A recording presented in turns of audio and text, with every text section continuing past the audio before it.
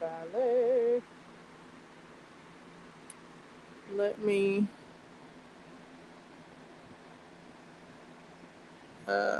mic check.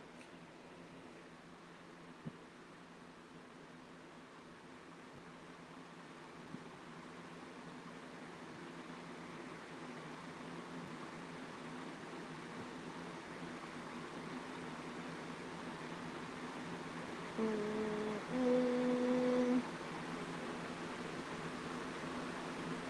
Oh, okay, it's coming in great. Okay, great. All right, I'm in the chat now. Who's ready to hear about it? Cause I'm ready to talk about it. I'm ready to talk about it. Okay, I'm ready to talk about it. This is really like become my daily vlog. I had thought to do a live stream like before I watched the next episode. I was on episode 5. Yesterday I thought I was on episode 5, but I was on episode 4. And yes, I'm talking about Quantum Leap. So yesterday I was on episode 4. Today I watched episode 5 and episode 6. Now before I watched 6, I was like, okay, I'm gonna do a live stream. But then I was like, no, that's not enough to do a live stream with just one episode. So I went on ahead and did 6. And yeah, I'm at my limit.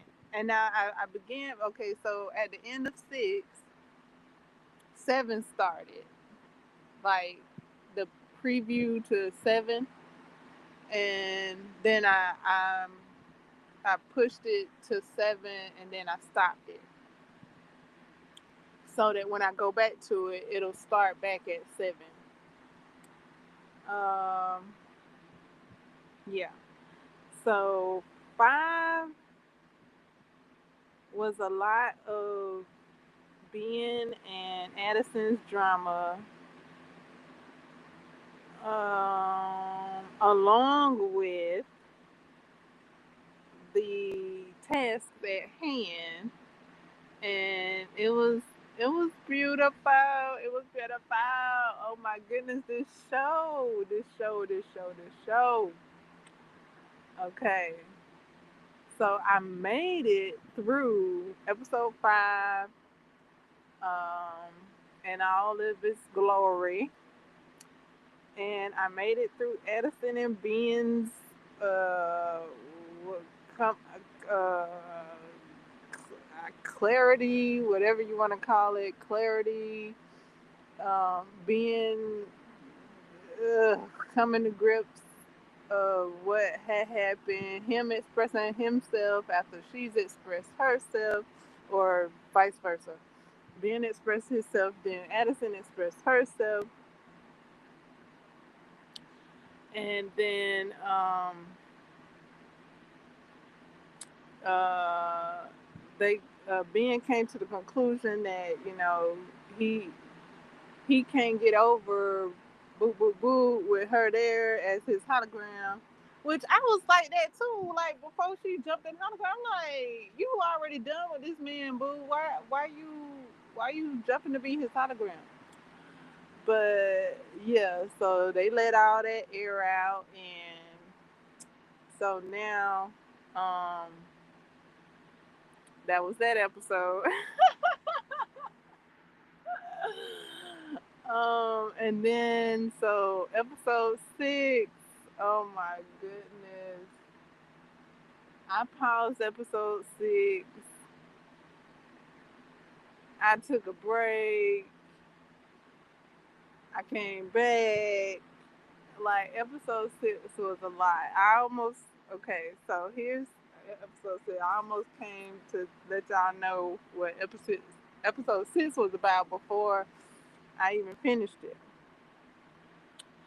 So episode 6 was like an actual like history, like back in time jump to a pertinent part in history that a lot of people know about and that were affected and things like that. So I'm like, oh my goodness, Quantum Leap is doing like an actual history jump.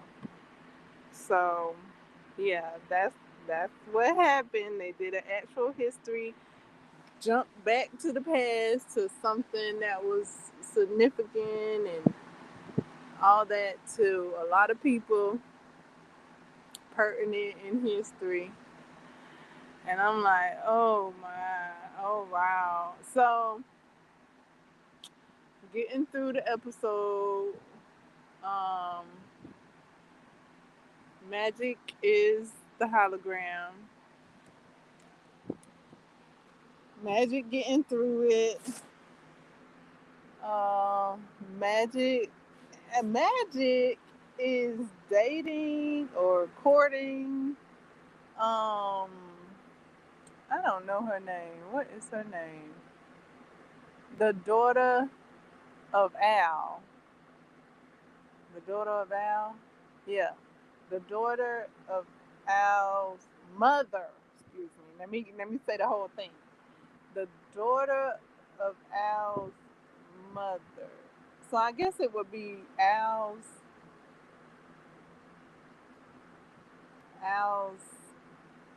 ex-wife. I don't know what happened to Al. Um, yeah. So he's dating her, which I kind of saw that coming.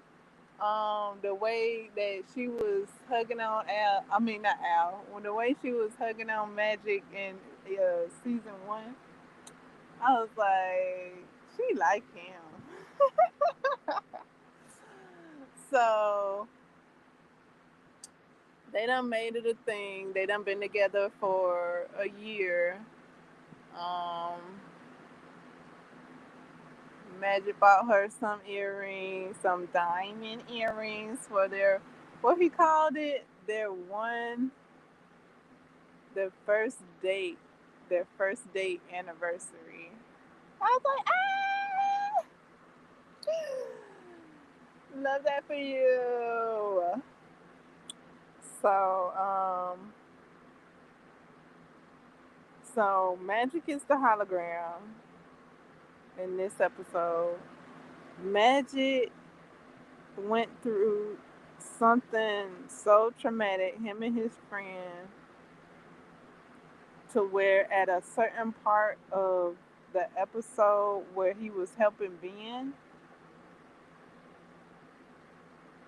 it was like a little too close for home. So he got out of the hologram. He was like, I can't do this.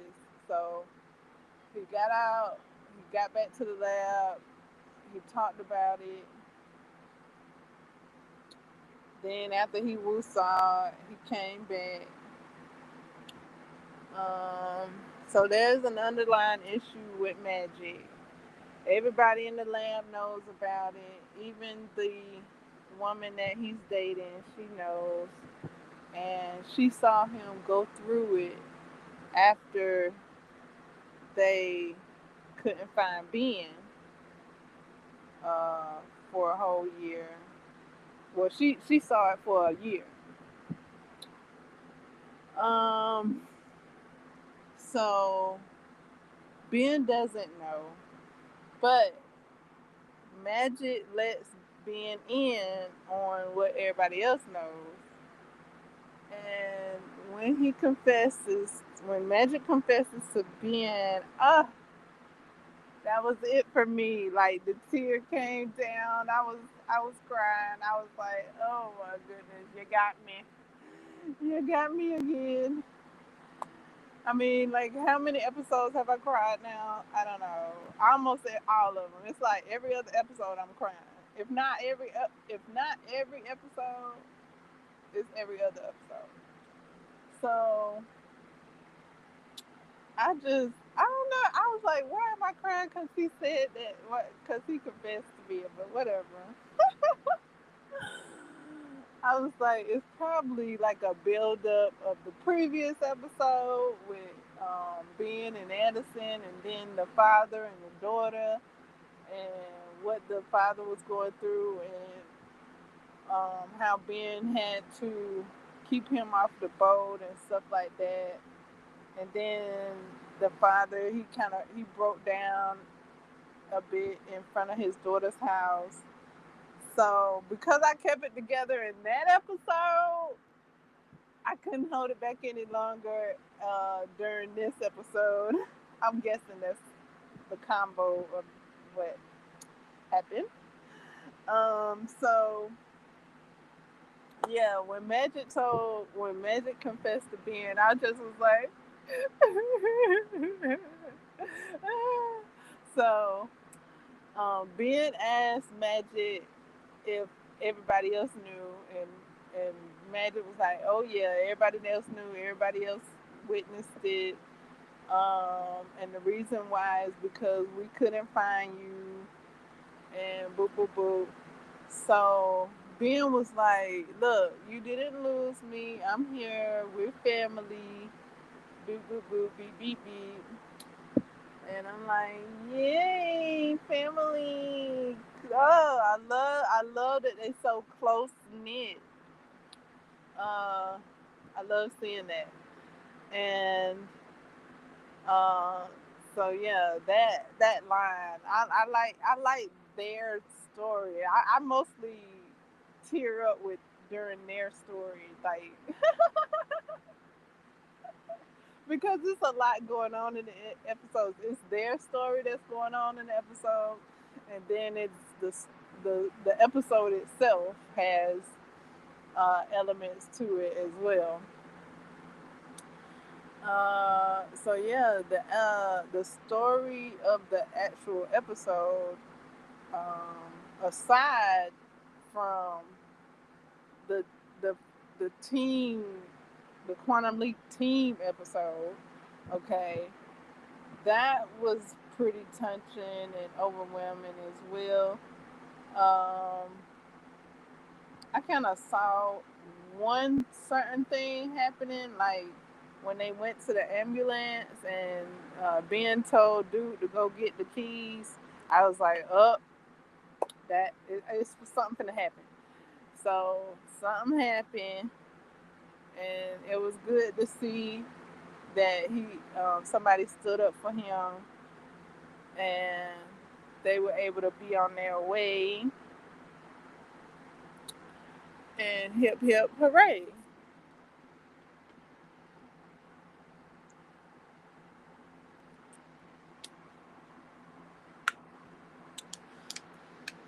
And then you see the previews for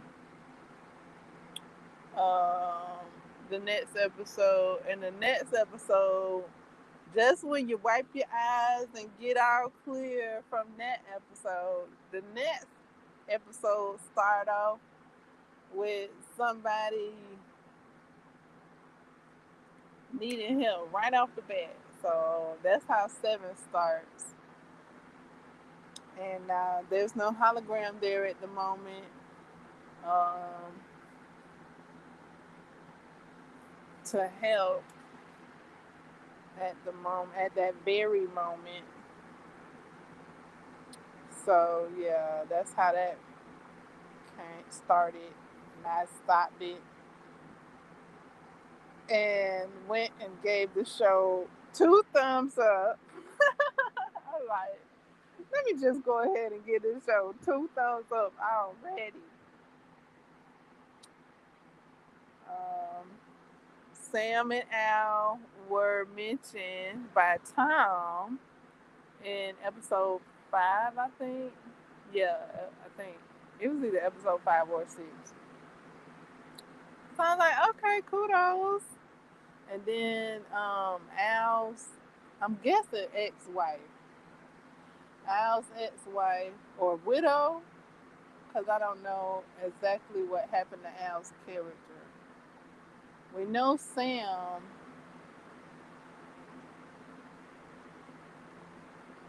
didn't return, but he's continued to be out there helping the people who he quantum leapt in. Now, Al, as far as Al, I don't know what he went on to do other than have a daughter. I don't know. And then I know the person. I know the person is uh, had their final curtain call. Um, but I don't know what the character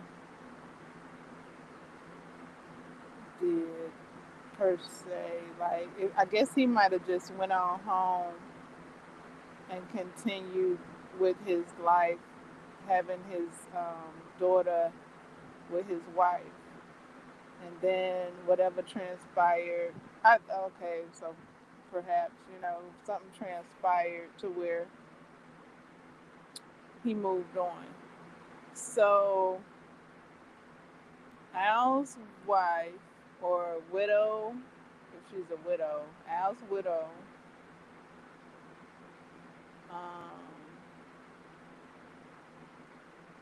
she's really tired of Quantum Leap. Like, she didn't want her daughter to be involved with Quantum Leap because of what happened with Al and Sam. What happened with Sam? And then I guess Al went through it because Sam didn't return. I guess that's what happened. So she just sees Quantum Leap as something that perhaps I'm guessing she's seeing it like something that takes away people. Um, she didn't want to see her daughter going through any of that devastation, so that's why she had Magic to let her daughter go. Um, but yeah, Magic did say that he should have stood up for her daughter because that was her legacy. She was good at it. Do do do boo boo boo. But yeah, so Magic's Magic's girlfriend, I guess. Um, she sees that Magic might be headed back to where he was when they supposedly couldn't find Ben. So she confronts him. I wanted to know what she brought for lunch. I wanted to know what was for lunch. She had a big old paper bag, and I'm like, she said she wanted to talk to him. She had brought him his lunch. He was like, I ain't packed no lunch, and she was like, let's go talk about it in your office. I wanted to know what was in that brown paper bag for lunch. She brought a big old brown paper bag. I'm like, what's in there? It got to be more than sandwiches in there, girl. Cause it wasn't no little bitty school bag sandwich. It was a big old grocery bag sandwich. I mean, big old grocery bag sandwich. It was a big old grocery brown paper bag. So I'm like, what's in there? I mean, it wasn't filled to the gills, but because she did have it folded down, but it looked like enough for me to eat. Like I'm like, what's in that brown paper bag, girl? What you made? Like, somebody open that bag up and see what she brought for him to eat, cause um, but yeah, nobody opened the bag so I could know what was in the bag, so I could eat it.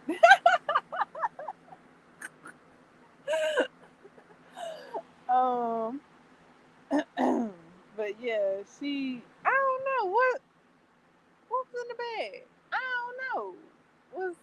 Was the bottle in the bag? Cause she brought a bottle. And she was like, "Look, I found this in the trash compactor thingy, and boo boo boo." And Magic swore up and down he emptied it before he put it in the trash compactor. He swore he pulled it down the drain. So she was like, she was like, "Don't bullshit me." That's how she looked. She didn't say that, but that's how she was looking. And it was almost like, "Don't even come back to my house with this bullshit." She was like, "I don't even like Quantum Leap. You over here in a place that I don't even like, and you lying to me about this and about it." That's how she looked. She looked like she was saying all of that. But she didn't say all that. She was like, "I'm gone. Here go your lunch." And so they had dinner reservations for their anniversary. And he was headed home and he called her and um, was like, um, can we go to a meeting? And he said he told her that he really needed her help. So I was like, okay, okay, bravo, bravo, like that's what's up. Like, way to reach out to your support. Um, so we know what Ian is has noticed, but Ian hadn't told everybody else. And I don't know why they messing with Ziggy because Ziggy had to be unplugged in the first season because Ziggy was playing both sides of the coin. So they need to go ahead and unplug Ziggy again because Ziggy can fuck it up. And he Ziggy was fucking up in the first season, and Ziggy probably, well, yeah, because if it's Ziggy that is connected to the data chip that's relaying information, they need to go ahead and unplug Ziggy. I don't know who gave the go ahead to replug Ziggy up. It was probably Ian, because Ian didn't want to see Ziggy unplugged in season one. So it was probably Ian that plugged Ziggy in, but he need to unplug it and just do the job, just do the tech stuff. He relying too much on Ziggy, and Ziggy leaking information, and that ain't cool. Like Ziggy was leaking information last season, so yeah, they just need to do the work without Ziggy. Um, but yeah, so Ian likes Ziggy because he says Ziggy is faster. But actually, Ziggy was slower in the earlier episodes of season one. It was slower. And then at times, due to probabilities, Ziggy Ziggy don't know what the hell going on. Like, because there's so many probabilities. So yeah, he need to go ahead and unplug Ziggy, but he hadn't yet. He hadn't yet done anything about the data leak. I don't know if he's made a firewall. The idea of making a firewall to stop the data leak um, was talked about, but I don't know if he's put that in place yet.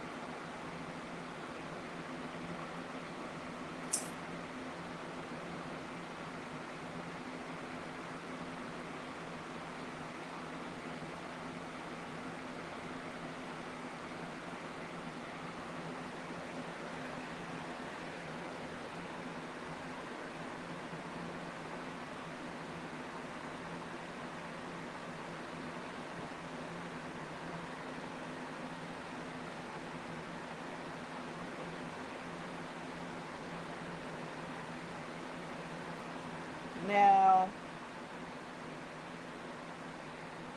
there was another there was another situation. I was gonna mention this, I think, earlier, but I didn't. I don't think so. I'll mention it now because it's happened again. So, if you somebody that like to talk back to the film you're watching,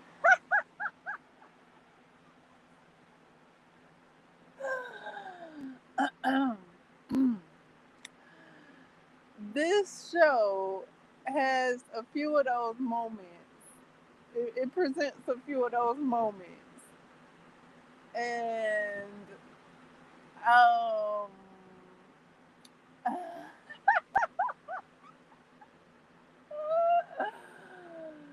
oh my goodness, whether it's like hurry up, go, go, go, or like, like they supposed to be doing something and they got the orders. I'm like, okay, hurry, hurry, go, go, like do what you're supposed to be doing right now.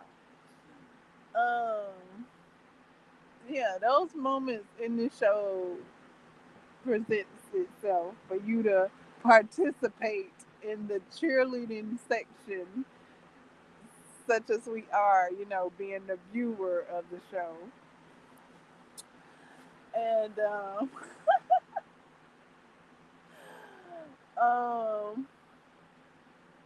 there was one recent uh, okay, so the first one I noticed it on was the episode where was that episode 18 or 17? 17. It might have been episode 17.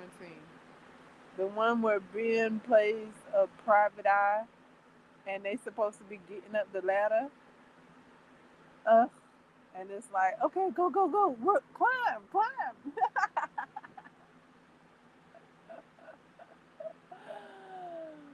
Oh my goodness.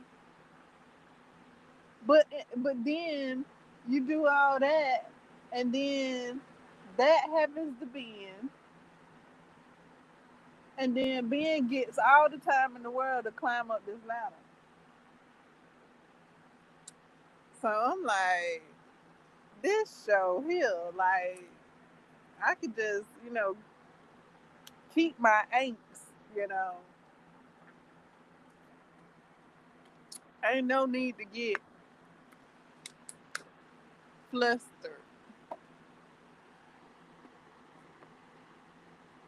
Been done got all riled up and flustered, and then everything is all tagged. Okay, so okay, so in episode 6, this father, what's his name, Jewel, something like that, Jewel. He was hell bent on. I mean, how you say? Yeah, I'm saying hell bent. I said hell bent. I was like, oh, I was so frustrated with him because I already knew who it was. I was just like, he was just so hell bent on doing that. It didn't matter who it was. He was just so hell bent on it. So yeah, that was my. I was like, oh, I was just like yeah, it's episodes where it's just like frustrating, like. Eh. So you got those episodes.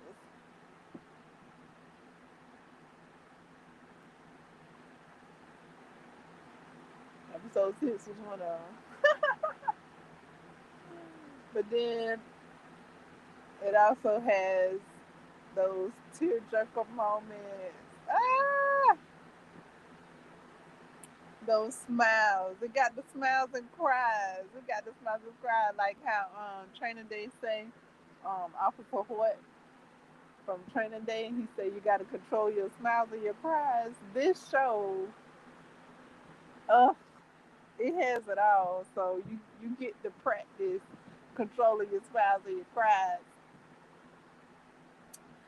with this show. Now, when it's time to smile, I be smiling. I be like, "Ee." And then when them tearjerker moments come up, sometimes if I can see it, I be like, you ain't finna get me this time. But if I don't notice it, uh, I be crying. So just like when Magic confessed to being, I just I just was like, why is this making me cry? Like, ew, I don't know. Ugh. I just love to see their vulnerability together. I love how they're vulnerable with each other, and yeah, so that's probably why.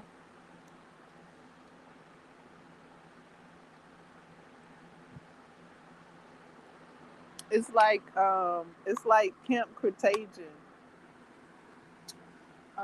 the Jurassic World Camp Cretagious. How I enjoyed seeing them working together and being vulnerable with each other with their feelings.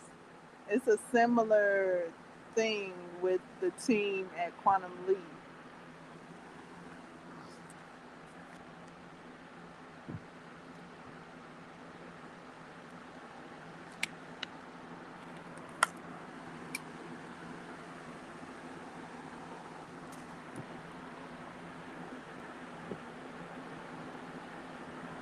And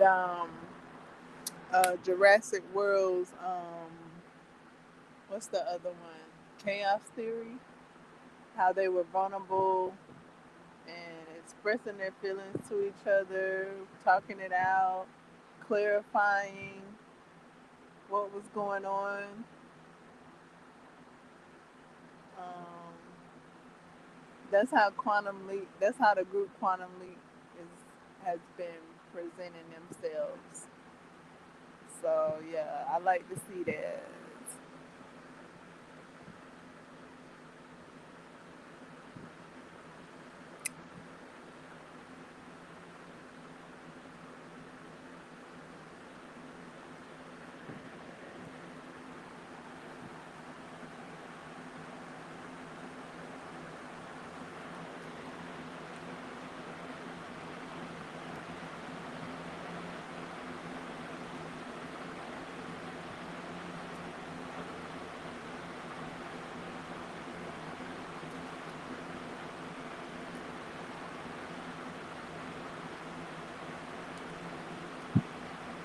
So I watched 5 and 6 already.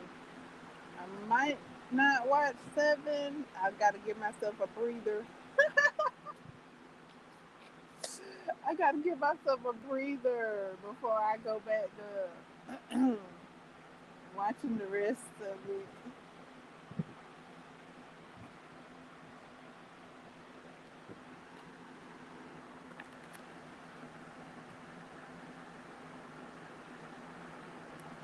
I have moved my buttons, so I hadn't been able to add my buttons to my crop sweater that I crocheted.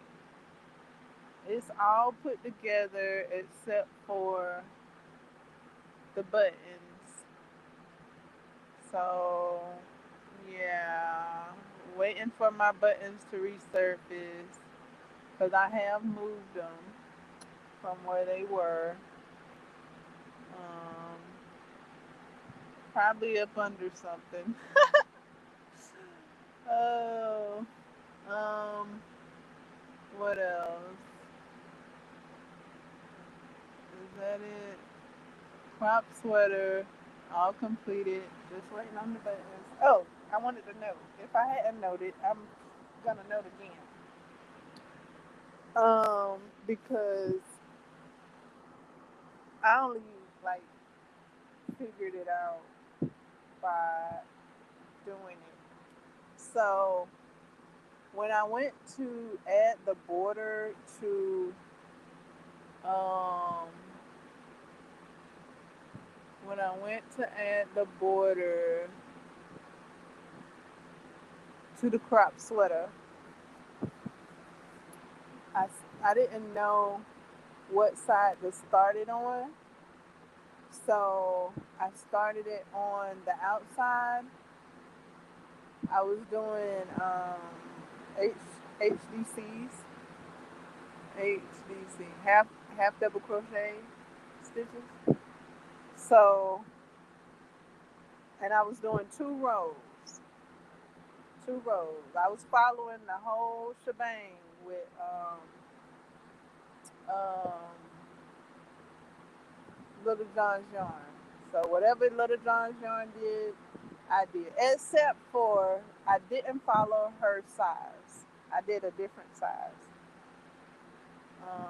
I did a different size for the body, and I did a different size for the sleeve. I did a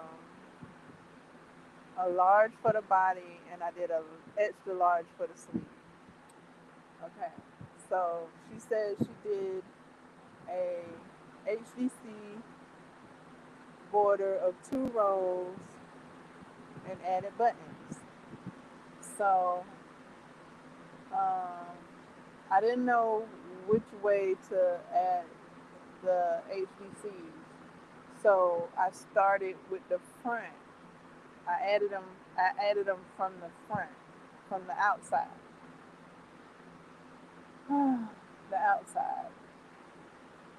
I liked how it looked, and then flipped it over. Now the second row was gonna be to the inside. So as I'm starting the second row, I see that it's a bit different. So the outside is inside and the inside is outside now that it's flipped from outside to inside. So I looked at it and I was like, I don't know if I want that look. I mean, it's a look, but I don't know if I want that look. Okay, it kind of looked a little braided, like a little braided effect. But at the top, the first row that I did on the outside was the half double crochet look, which is looks immaculate. And then the bottom portion, the second row, was like it looked like stitches. It looked like it could have maybe passed for braid, but it looked like the inside of stitches. It looked like it was looking at the inside of stitches. So I was like, I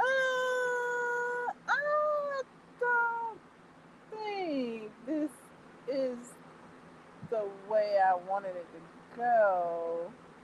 Even though it did kind of look like that in the video, but I don't know exactly.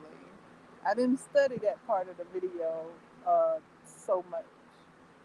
So I took out the I took out the the part of the second row, took out the first row, started it over from instead of starting it, I started it from the inside.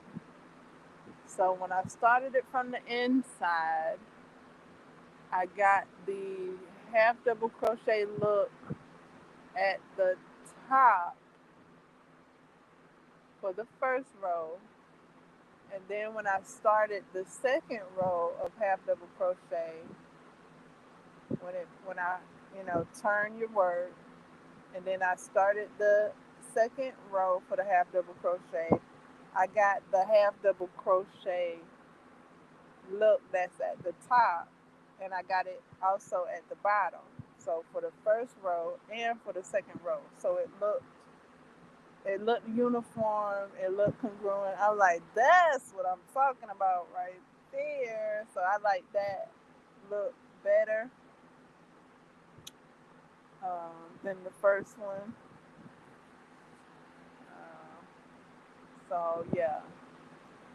So I made a note. So that's my note, is to start it. If you're doing two rows,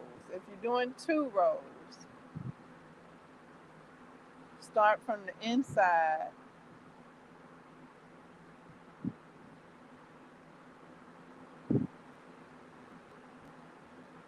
And then that way your second row will be congruent from the inside out. The second row will be outward. So that's my note to self. If you're doing one row, do it on the outside, because that'll be the only row to show up. But if you're doing two rows, that second row is going to look backwards.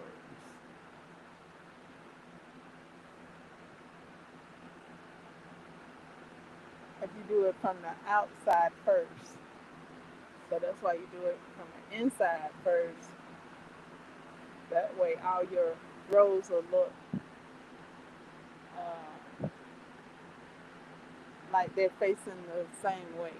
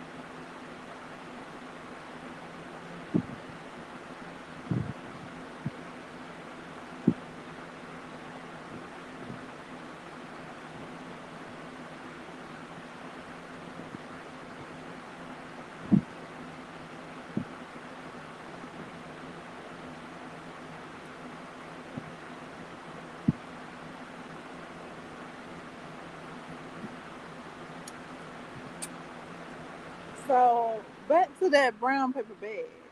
Was just the bottle in the brown paper bag, or did she really bring him lunch? Like, I want to know. Maybe just the bottle was in the brown paper bag. I don't know. I was ready for lunch. Like, what she brought you? What she brought you, dude? She just brought that. She just brought that bag. I mean, she just brought that bottle. I don't know.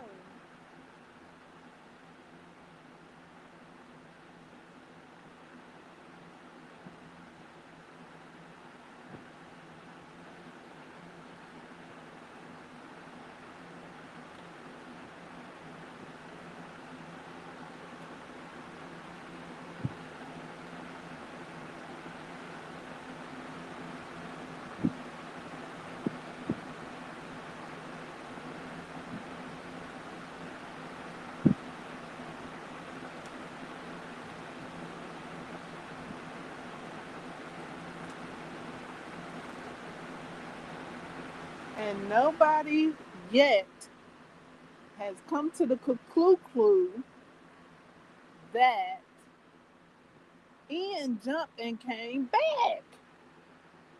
I'm gonna need that to be a bigger issue. I'm gonna need that to be a bigger hoorah, a bigger to do, because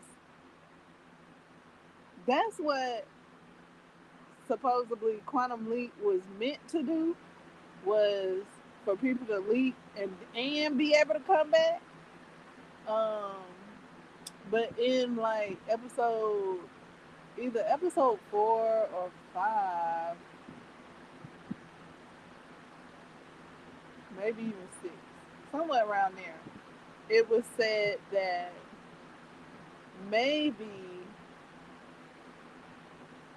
it's just a leaping pad, and that they kind of come to the conclusion that they can't come back home. They were referring to Ben, they were referring to Al when they said that.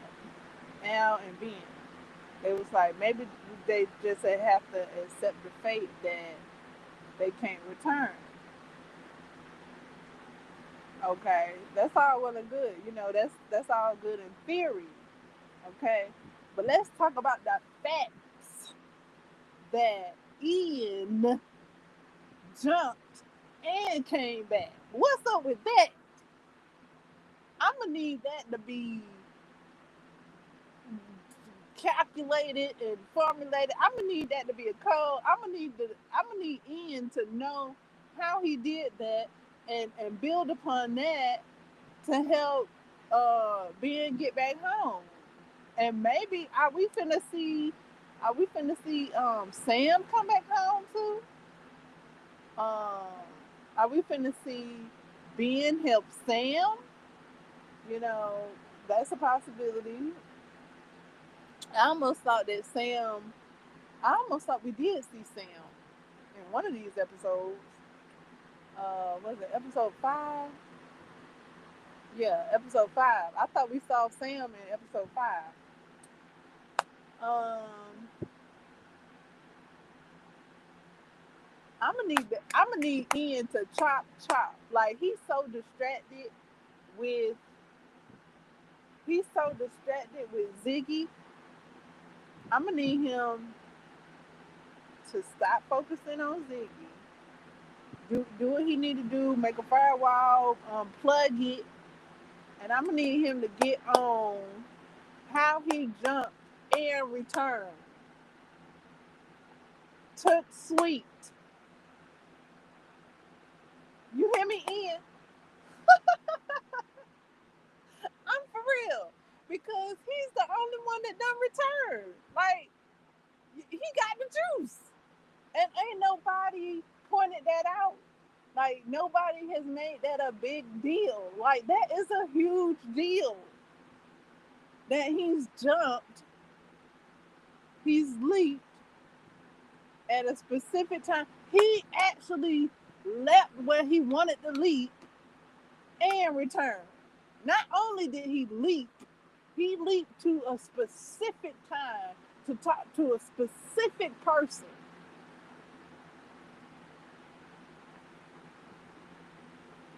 and return.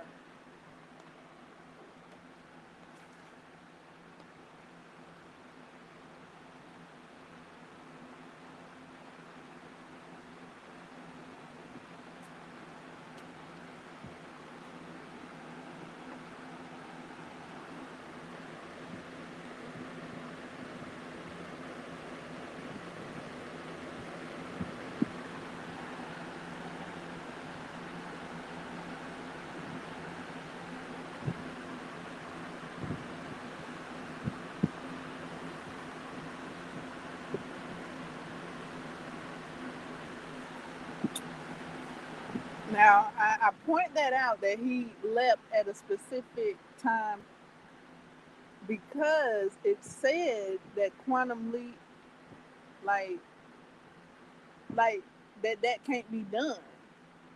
So everything that said that quantum leap can't be done, Ian has done it. It said that quantum leap, like you can't jump to a specific time. It's sporadic. It's what other word they use? Unpredictable. Ben's leaps were supposedly unpredictable. Uh, but yeah, he had calculated a path, a route for him to get this a certain moment in time for him to save Addison. So there was a route plan for whatever reason. I have no clue. Because before being jumped, Ian jumped and told Ben some information that made Ben jump. So I don't get that. Like, I don't get why Ian jumped to tell Ben some information when they work at the same place. Y'all work at the same place. Ian, why didn't you tell him when y'all was in the office together? But no, you jumped for Ben to meet up with you, but it ain't you. It's somebody else's body you done jumped in. Like Ian the tech boy. He got the juice. He has been the only person to jump where he wanted to jump, when he wanted to jump, and return. But when it came to Ben jumping, Ben had to go through all these loops, all these hula hoops, back and forth through time to get to this one specific time and moment instead of doing like Ian, jumping to one specific time and getting it done. Ah,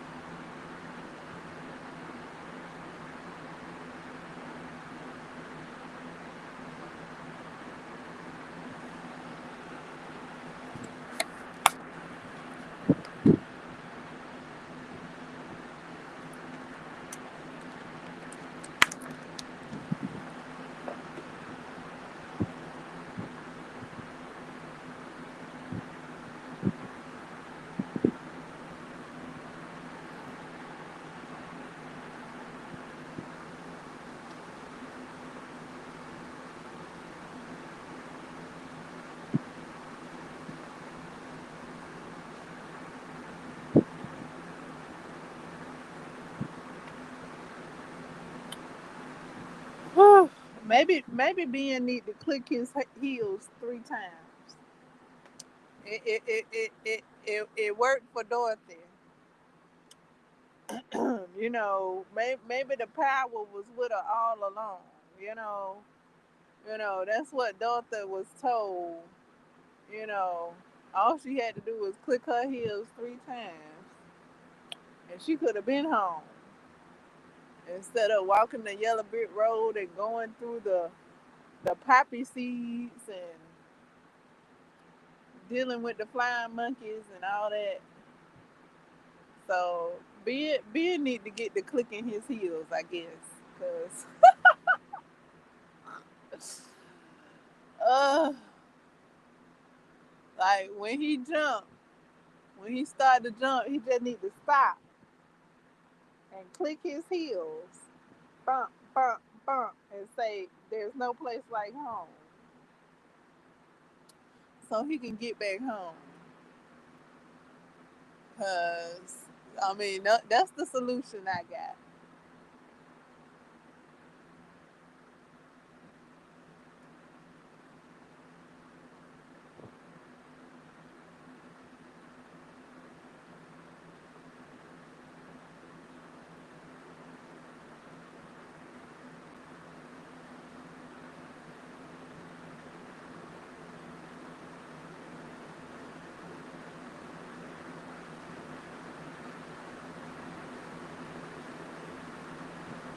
Yeah, he need to click when he start jumping.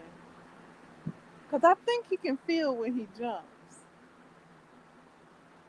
I think like the holograms can see when he jumps, so perhaps he can feel when he's jumping, when he's leaping.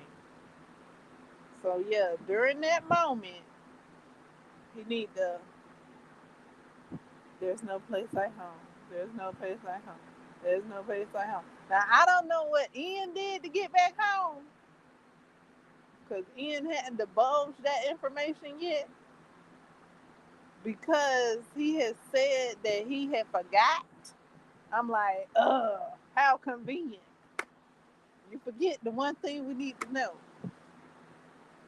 Um, like Ian don't even remember jumping because that's a part of that's one of the side effects to leaping. He don't even remember leaping. So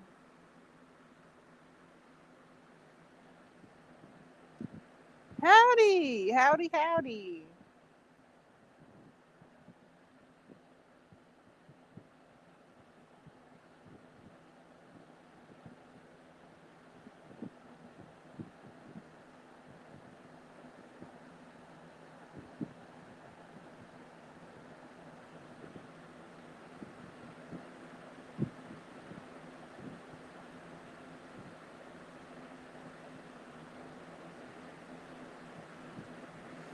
I've been chatting here about the show Quantum Leap, using this vlog as my outlet for expression.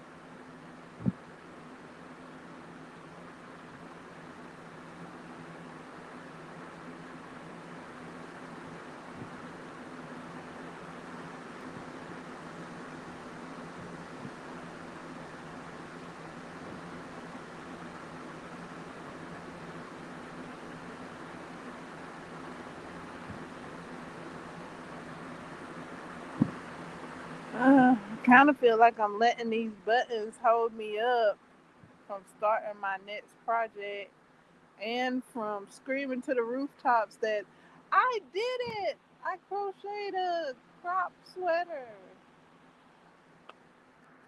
I hadn't told Little John's Yarns yet because I don't have the buttons on the sweater yet.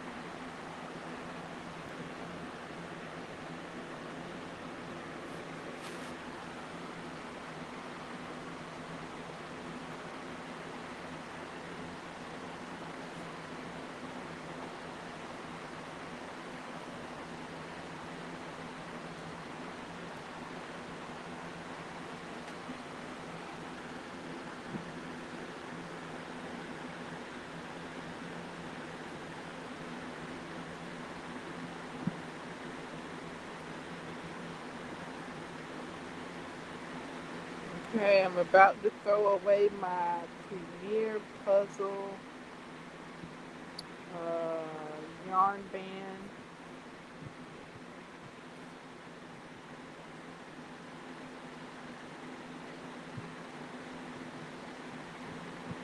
And the color cheesecake. It was 7 ounces, 200 grams, 328 yards. It was a five bulky. It was a five weight. Let's see what else. Suggested needle size was it 10? No, that's not it. Hook size was a 8. Is that an 8? Look like a 6.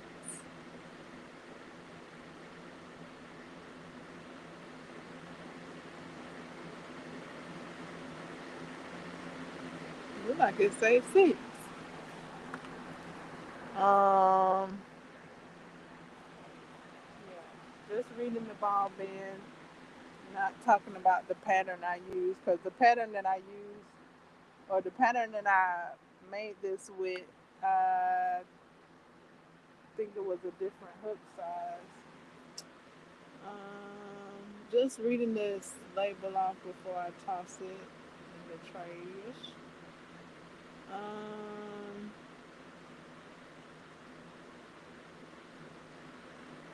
what? I don't know what this means.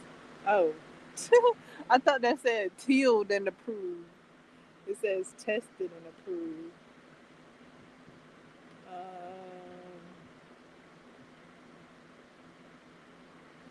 Against 350 harmful substances. Wow. Teflon. Teflon ready, eh?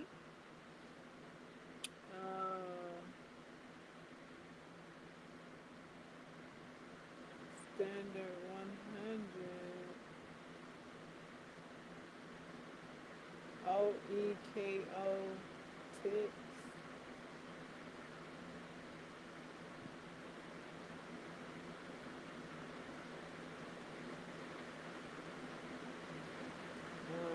It has some other stuff on here.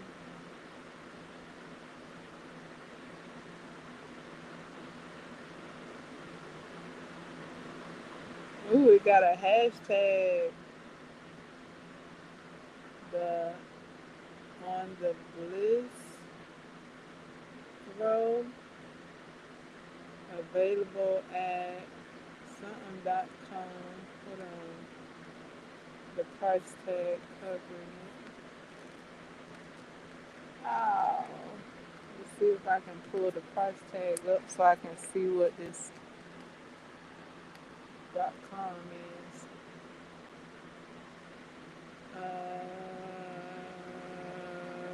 Is that Premier Yarns? Okay. The Bliss Throw. So I'm guessing that's the pattern that's suggested for this yarn. Yeah, the Bliss Throw pattern available at Premier Yarns. And then there's a hashtag.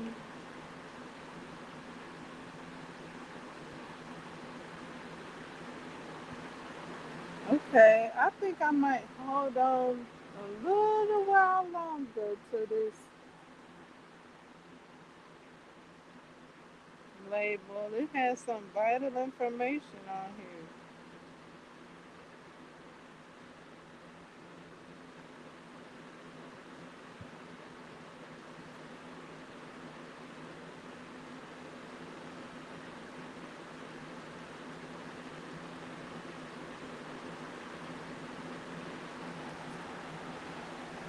Has some vital information on here that I hadn't seen before. Because that's a yarn I don't have much of. Um, that was my one skein that I had of Premier yarn. And then the other skein I have is a Premier Simply. Is it called Premier Simply Soft? I tossed that one. I tossed that label. I tossed that raw band. I think it's called Premier Simply Soft.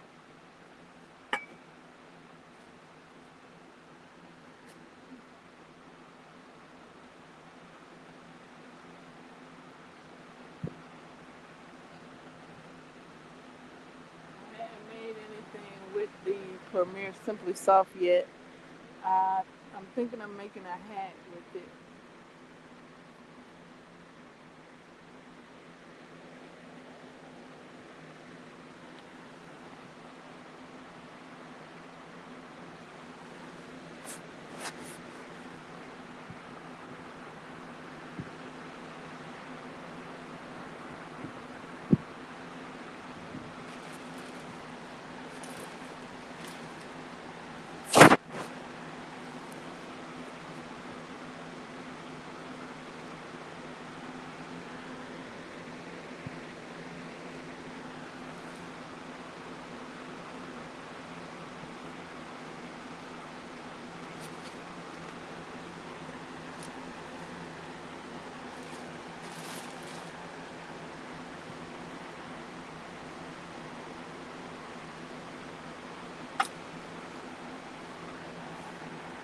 Oh, my leg.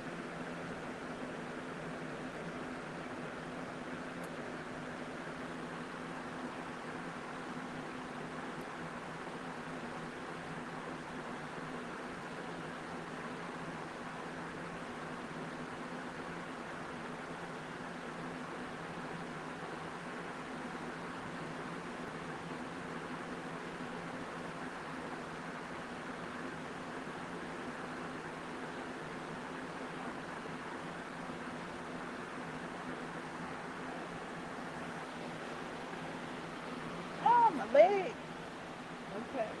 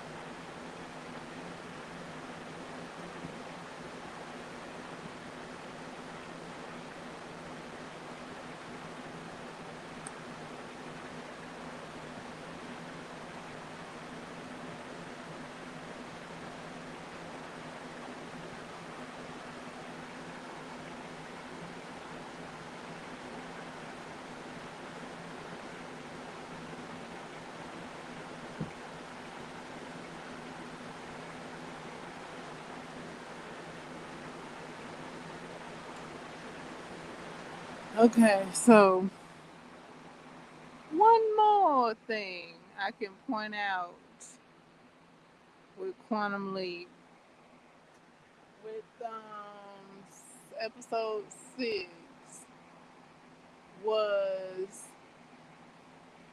the uh, how people say the arc of the father character.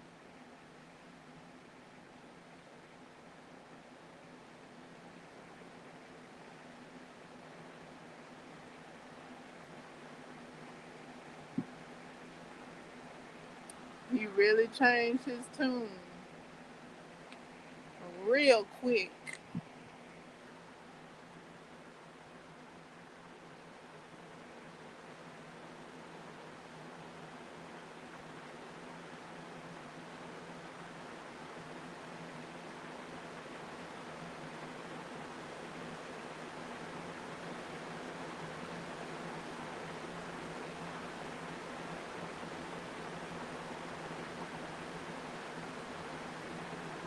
Probably the quickest in the whole series. That character right there probably is the character for. I'm gonna get that award to him. I don't know if any other character gonna do that, but right now he gets the award for changing his tune real quick.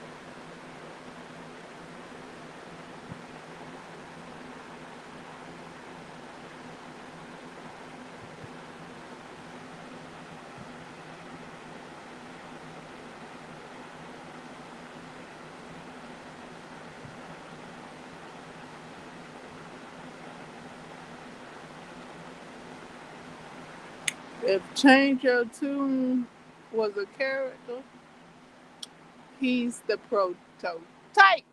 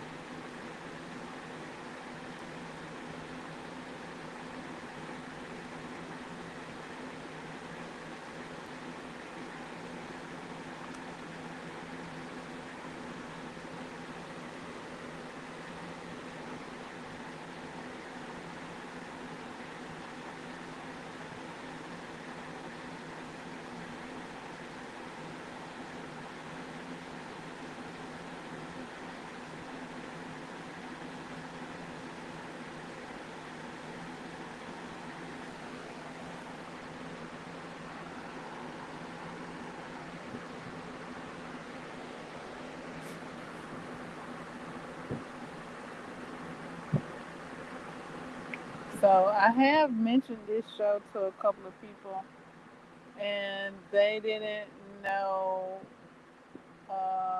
that there was a new airing of this show. Um,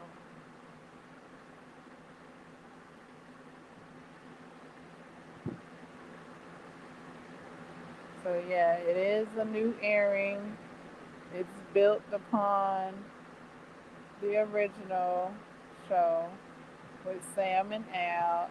Sam and Al are re- revered often throughout the show, throughout the season. Uh,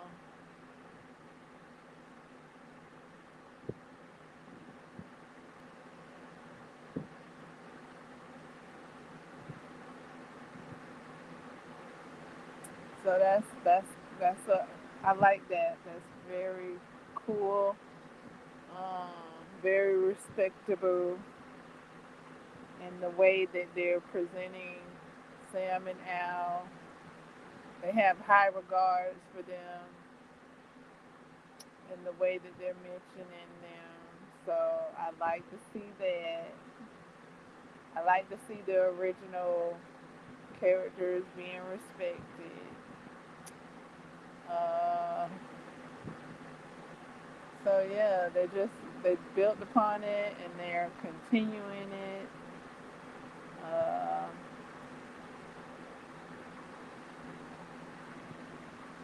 that's what's streaming on Netflix now. I don't know where else it's streaming. Like I'm thinking it might be on TV before it comes to Netflix. I don't know. Nobody has given me that info. If it's on TV as an NBC show or a sci-fi show, I don't know if it's on TV like that, and now it's on Netflix, and possibly there's a season 3 on NBC or sci-fi, and then maybe season 3 will come to Netflix. Cause I don't think it's not a, I don't think it's a Netflix original. I don't think so.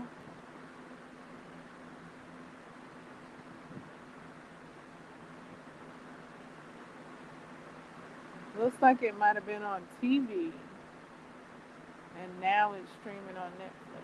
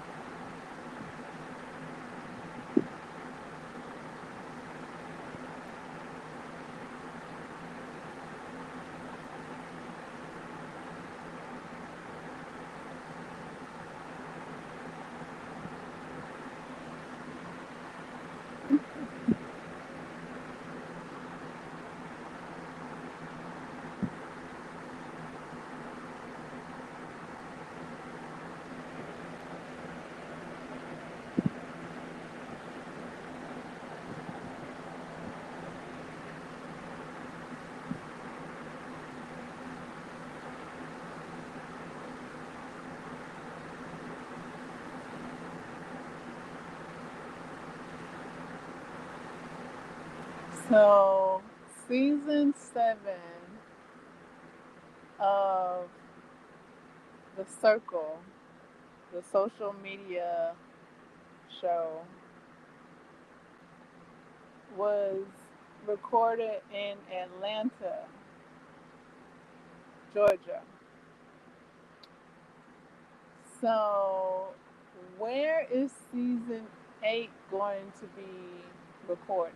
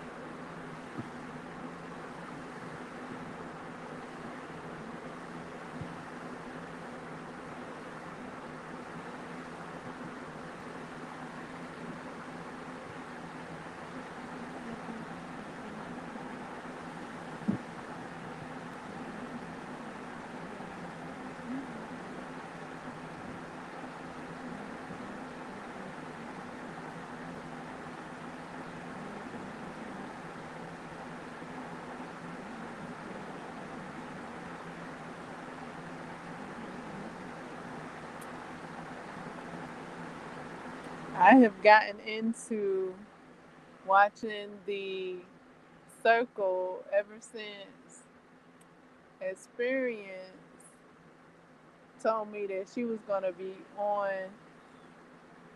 uh, on the show. So ever since she told me that, I've been watching The Circle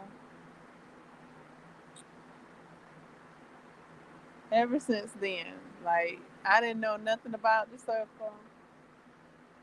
The Experience put me on to The Circle, and I've been watching The Circle and enjoying it ever since. I mean, to the point where, like, I have made meals to sit down and watch The Circle while I eat my meals. I'm like, I enjoyed The Circle. I almost watched season 7, I think, a third time. I think I was on my third time watching season 7. I didn't finish it yet. I didn't finish the third time yet. It's a few more episodes to go. When the two twins start turning on Deasia, I think that's her name. I get flustered. I get flustered. So I had to pause it because that was coming up. And like all this time, they was like, oh, Deasia, cool, Deasia, our ally, and stuff like that.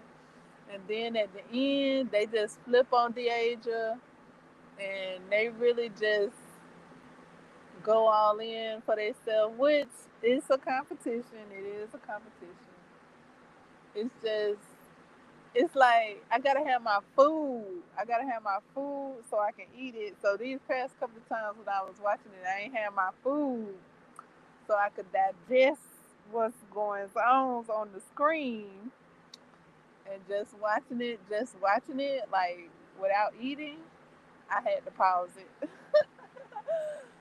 I had to pause it. I was like, something missing. I'm hungry, something missing. Cause they was like, oh, cause Deasia a girl, Deasia a girl, and then at the end they just like it's just them and Rachel, just the twins and Rachel. What's it? Yeah. So I was like, I'm gonna need something to eat to watch this.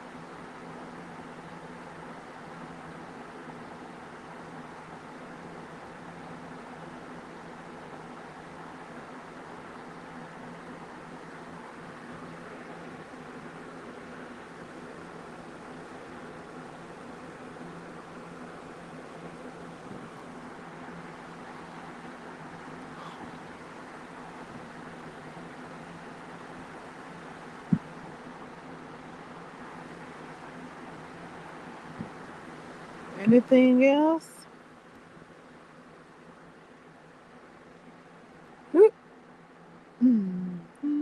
Let me think. The circle. Was there anything else I had questioned? I think that was all of my questions.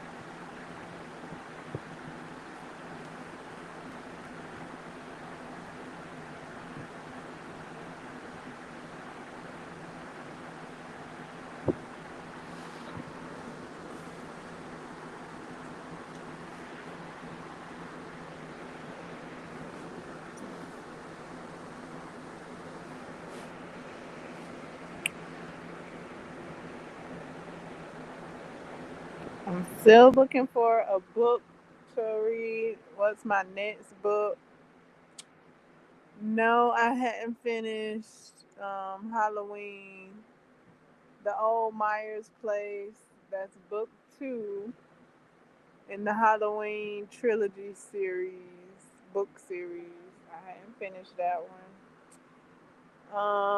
I don't think I'm gonna finish it anytime soon. That's gonna be an unfinished read for me for the time being.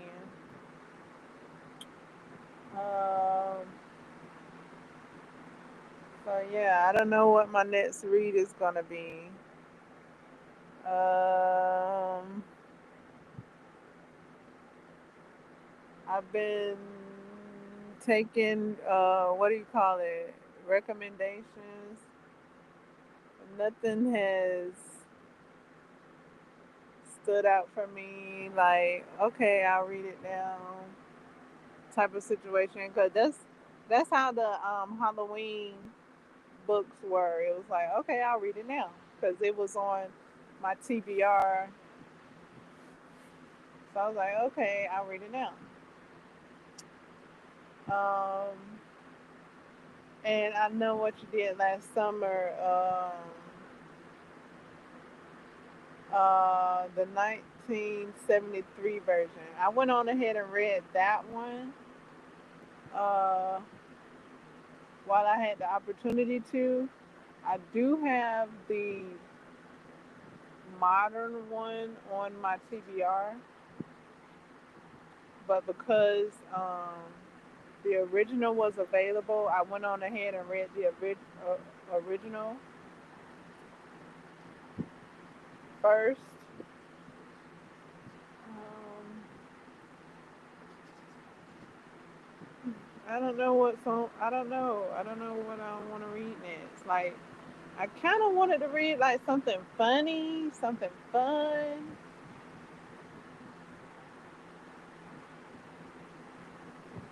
but I don't think I have any fun, funny books on my TBR. Like, all of them are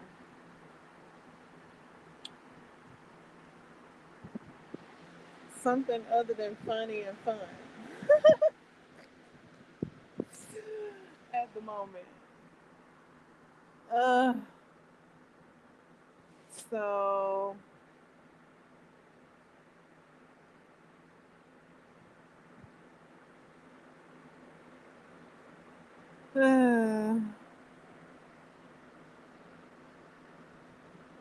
don't have a book to read right now that's funny and fun, like a comedy book, some type of comedy book. Uh, if that even exists.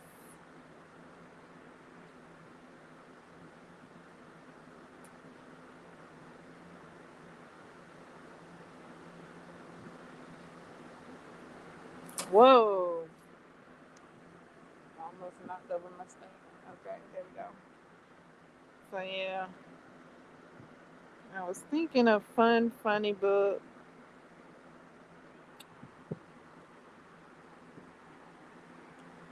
to balance out me reading the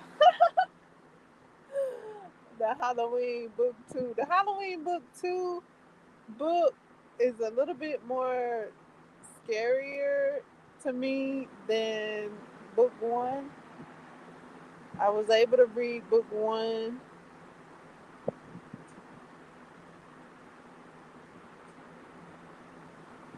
Book two, not so much. I got up to chapter six and I was done. Uh, for now, I'm done for now. I would like to hear Wolfila's um, review of the book, but I don't know if that will egg me on to finish reading the book.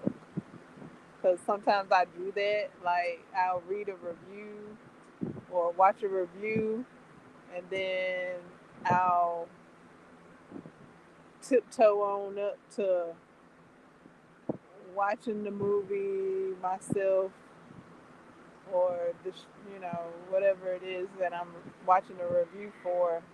I'll tiptoe on up to watching it myself. So I think that's might be what his review gonna do for me. I don't know yet, but that has happened in the past where I watch a review or see a review and be done read the book or watch the movie that the review is on.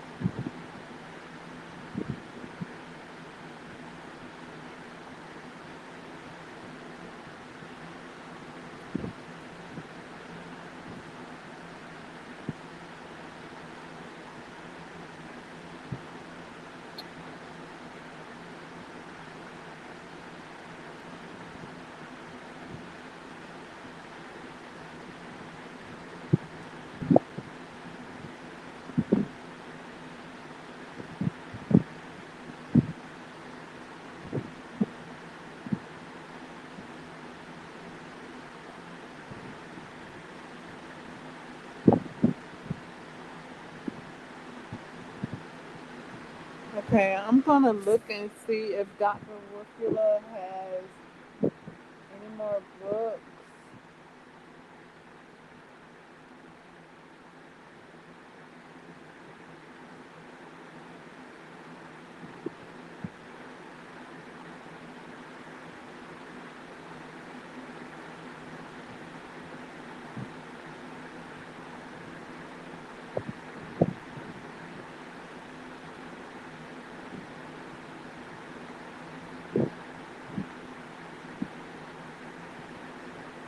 They're probably not gonna be funny.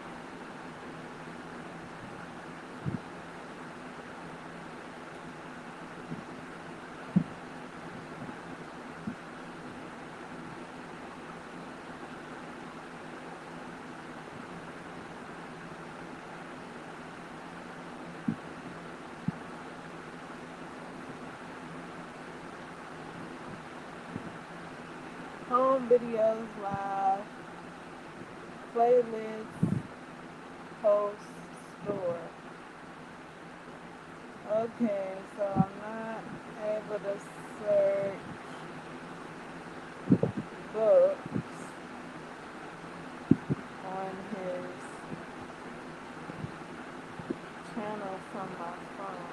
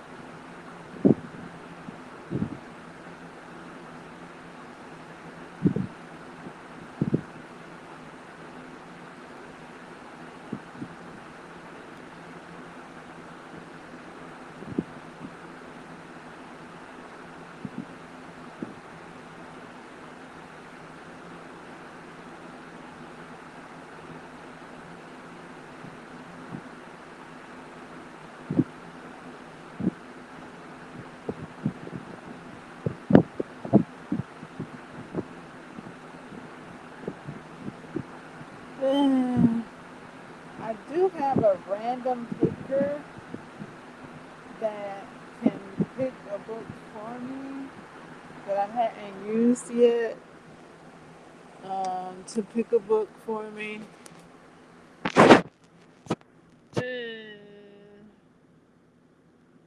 Let me see what it say. Let me try it.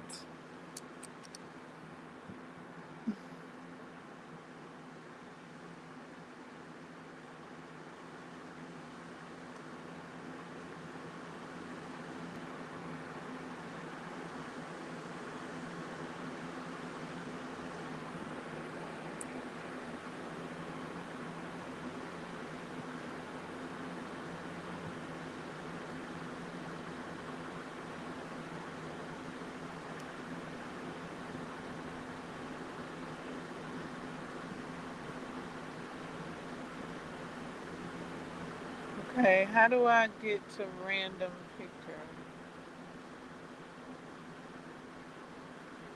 Reading stats, viewing stats, challenges.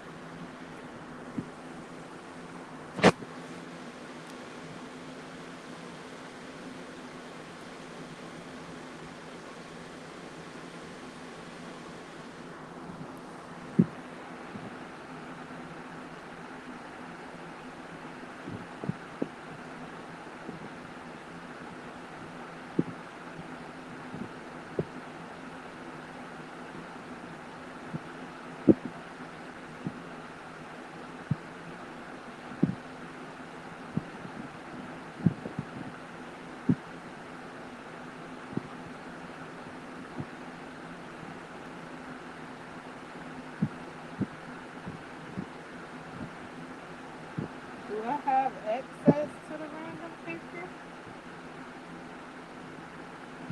Take the survey.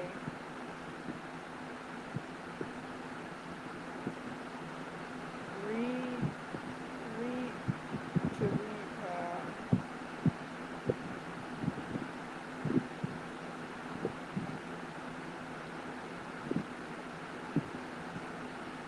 Recommendations.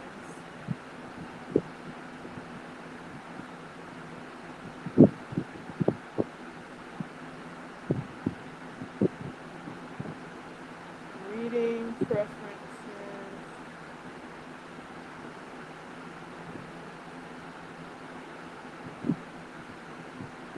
We're able to give you high quality, personalized book recommendations in the mode of something specific with our quick and easy search tool. Let us know what you're looking for and we'll find the best match for you on demand. Okay, it looks like I gotta take a survey before it picks a book for me. Okay, what are your favorite genres? You can select up to 5.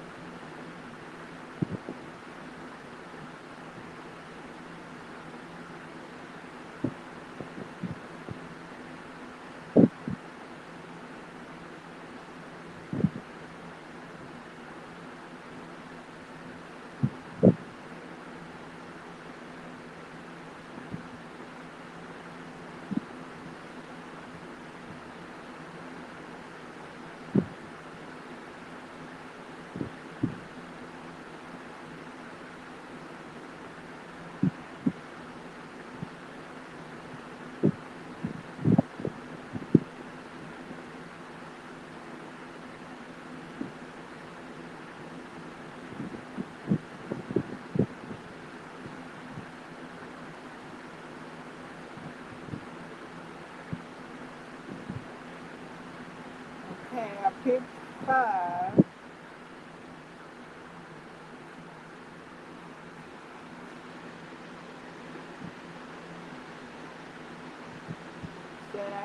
stuck to 5.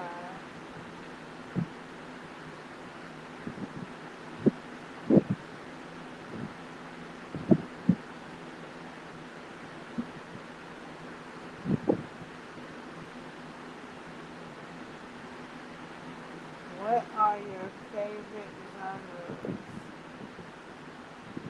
You can pick up the 5. I picked 5. Reference reads. These are books that you like our system to refer to while generating your recommendations. They may be your current favorites or perhaps books that reflect the kind of reading you're in the mood for. I can select up to 5. Select, okay.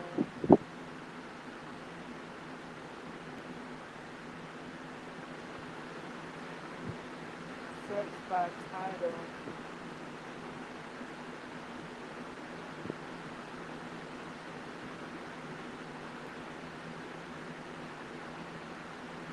Which of these characteristics do you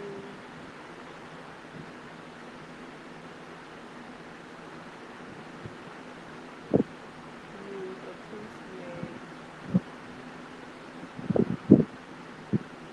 the most in books right now?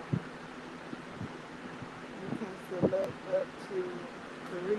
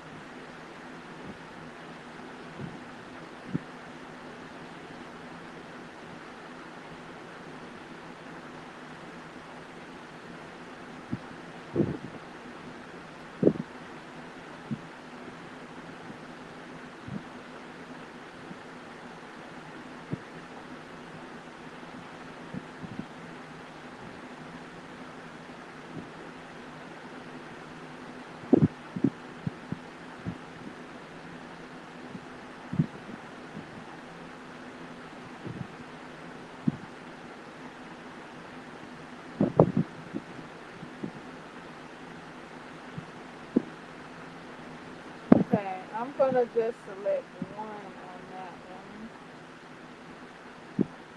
Are there any genres that you don't like, aren't interested in reading right now? Choose as many as you like.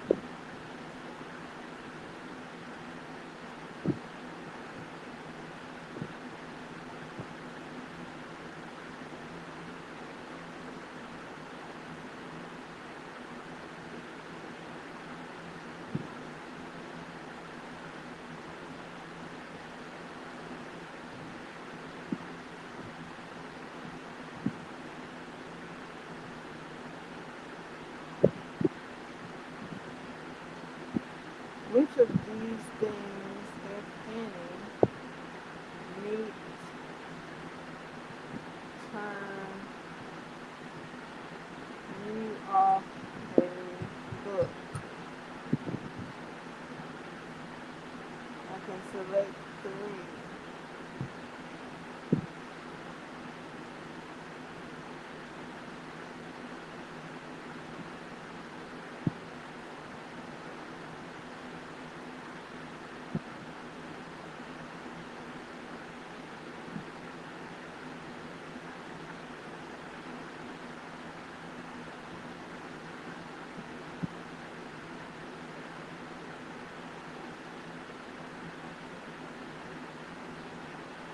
Okay, I'm just gonna select one right there. Complete this sentence. I am never, rarely in the mood for books that are, choose as many as I like.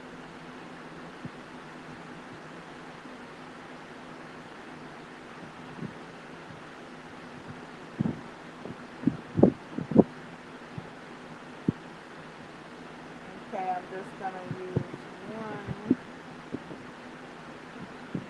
Select any type of content that you never want to read about. In your recommendations, we will filter.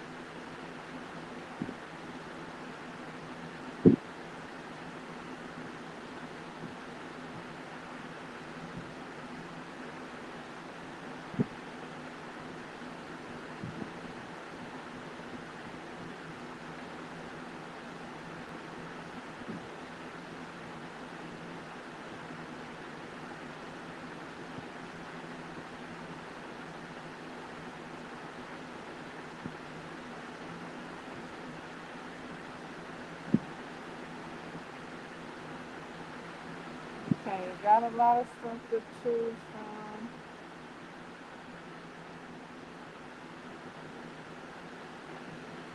Trying to mark all of them. We got a whole heap of stuff. Okay. Oh my goodness. List any topics, blah, blah, blah. I thought it was going to be it. Okay, it's almost over. Good, man.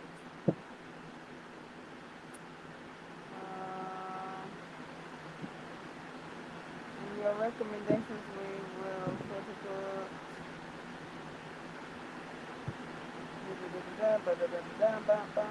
Warnings. List any topics, things, or blah blah blah. Keep your answers to a simple da ba da ba da ba. Okay. Advanced configuration. Save answers. Generating recommendations. Phew. Yes. I thought it was just a button to press. I thought I did just see a button to press.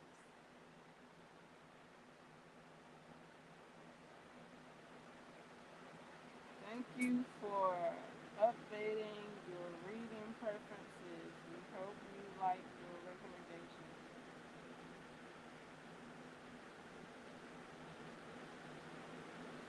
Recommendations. Advanced search based on your browse survey.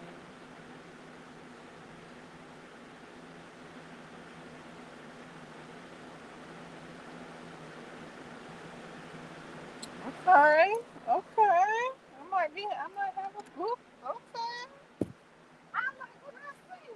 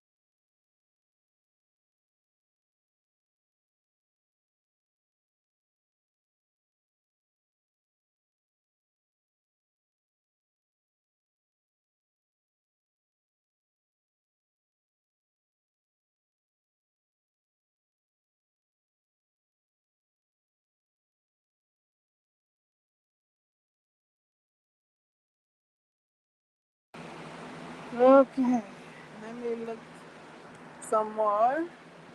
Let's see. Let's see what it did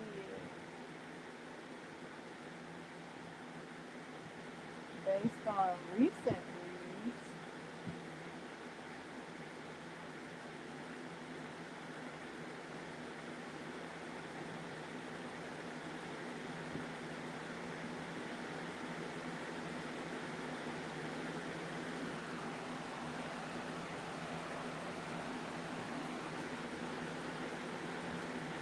Uh, yeah, I've been out there with my recent reads. I've been attempting to read some of every genre.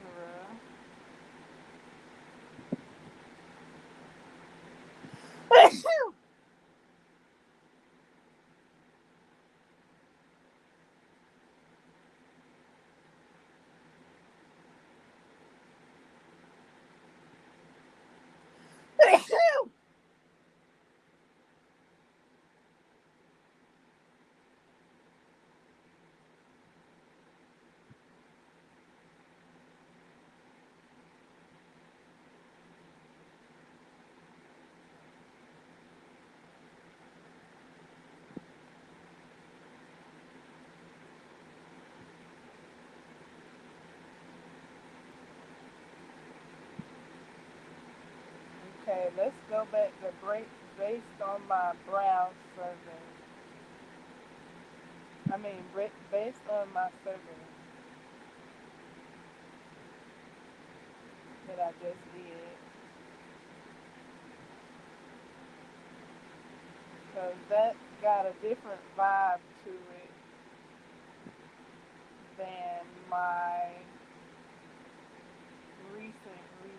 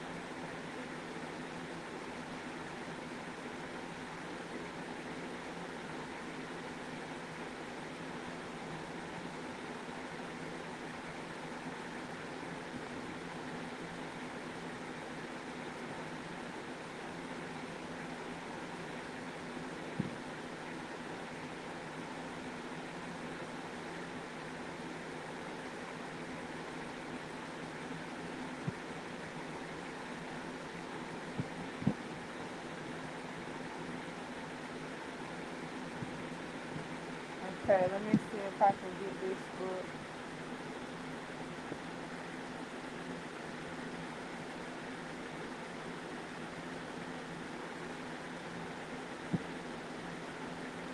This author has been on my TBR for a while, and I see a book that's in the category of what I'm looking for. Perhaps, kind of, sort of. I kind of might have done went off the rail a little bit because I did say I was looking for something fun and funny, but I didn't see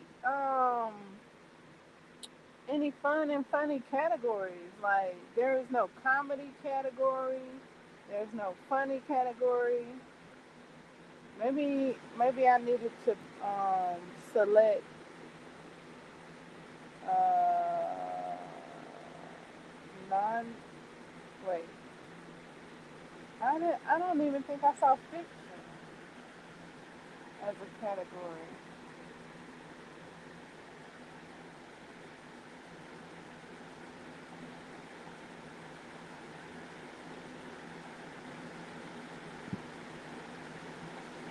I saw science fiction as a category.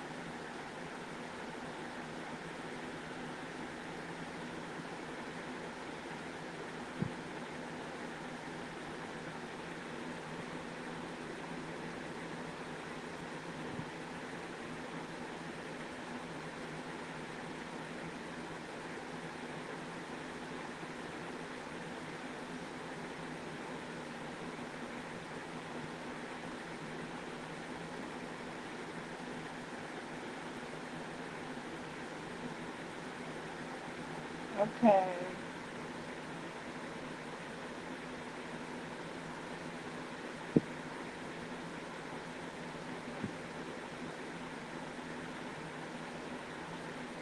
Oh, okay.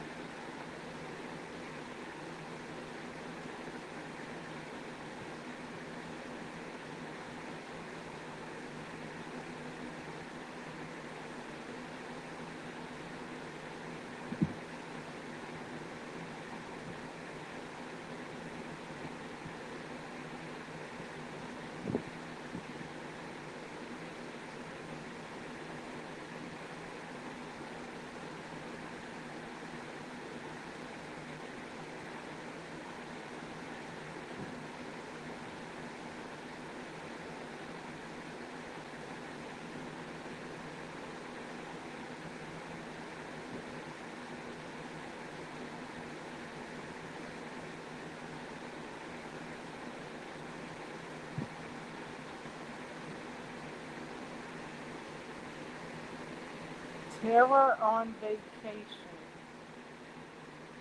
Okay, that's a book. What do you call that? A book subject. Where there's a bunch of titles in that category.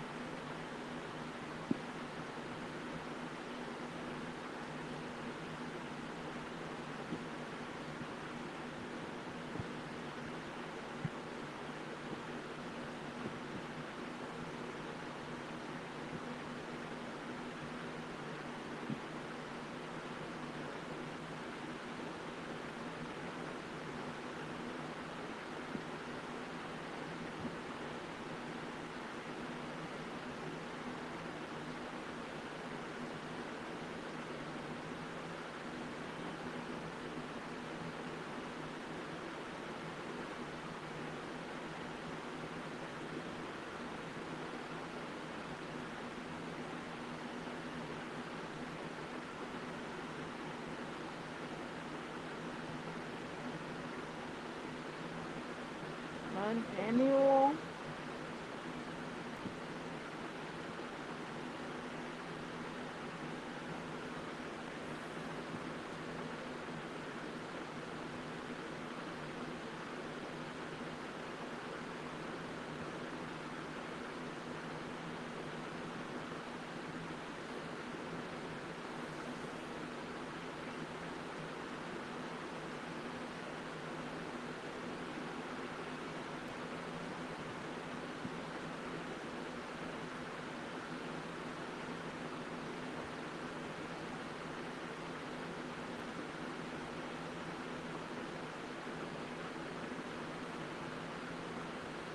Stories and adventures.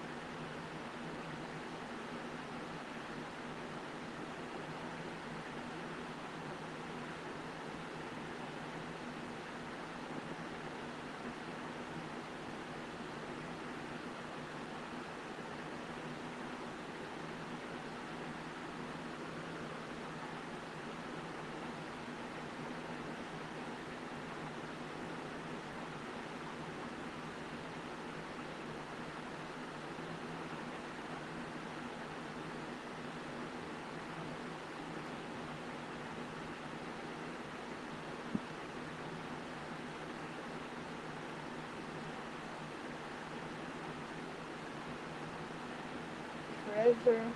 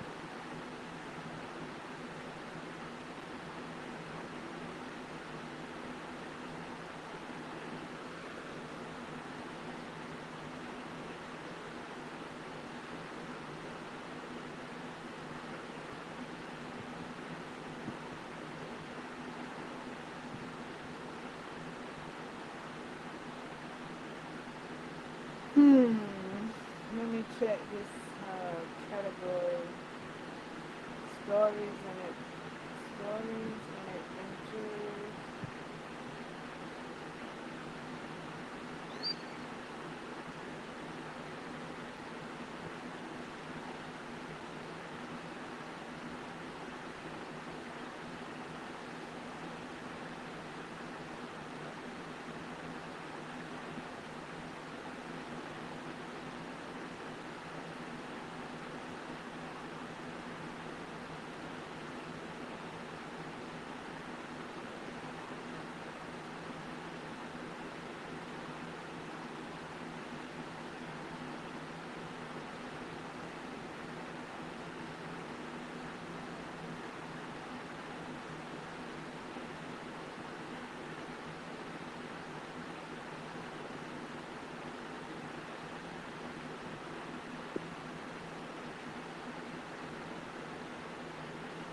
Great covers on these books.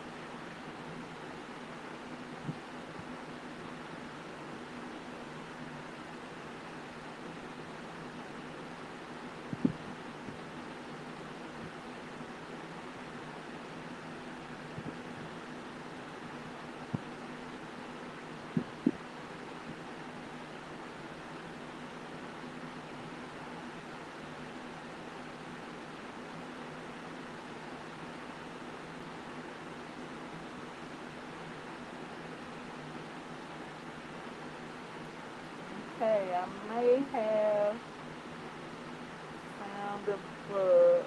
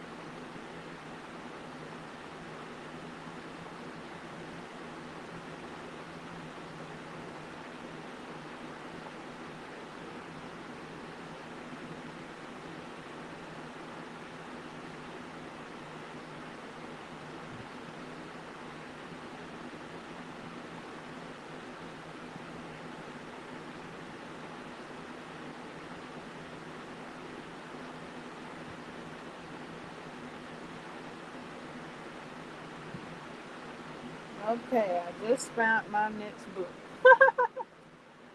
I was determined I did.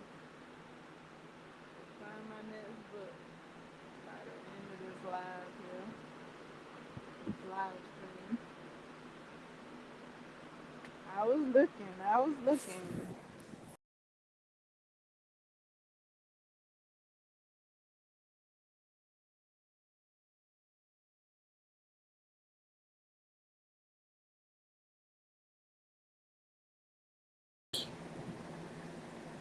So yeah, if you don't have a book you want to read, you gotta search for it. So I done searched a bit and done found the book I'll be reading.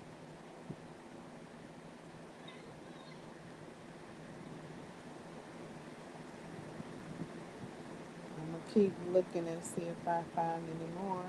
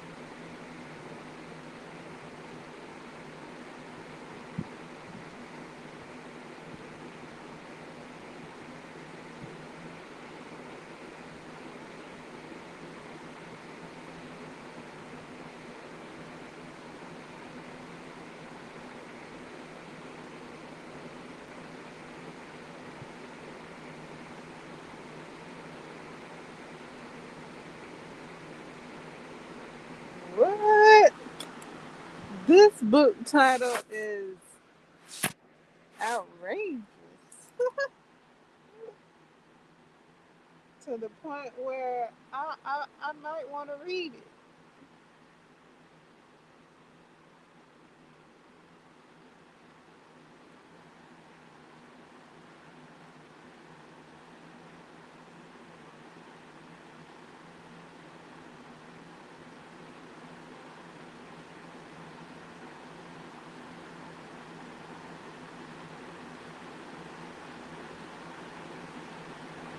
Oh, this book three.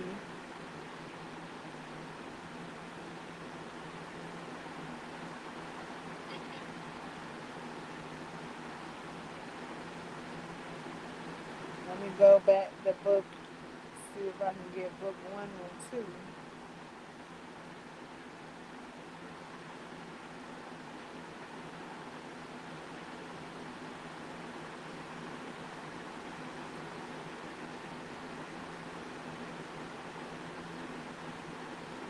Okay, look like I'm on the right track for some laughter, perhaps.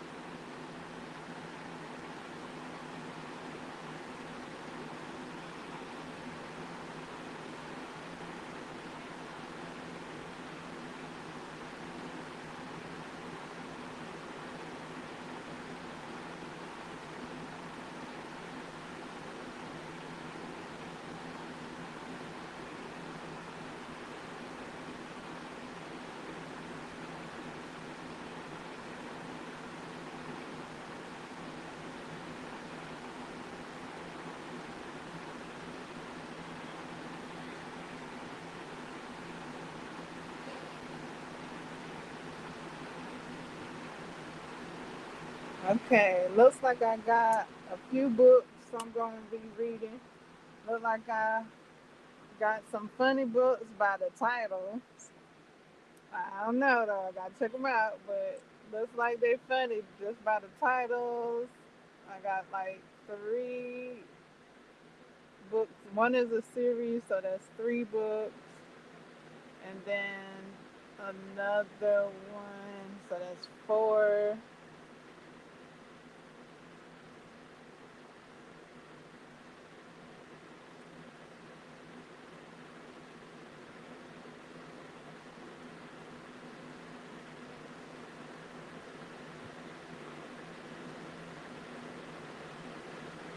1, 2, 3, 4. Yeah, I found 4 just now. That might do it. That might do it.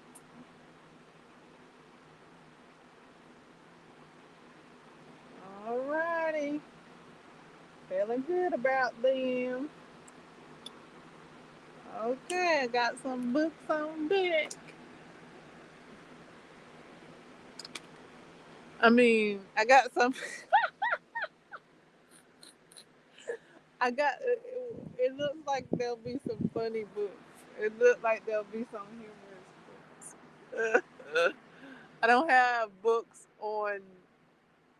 Yeah, I got some funny looking books and an interesting book. One interesting book, and looks like it might be 3 funny books. Look like there's a series of 3 books that is. It looks like it might be funny by the titles.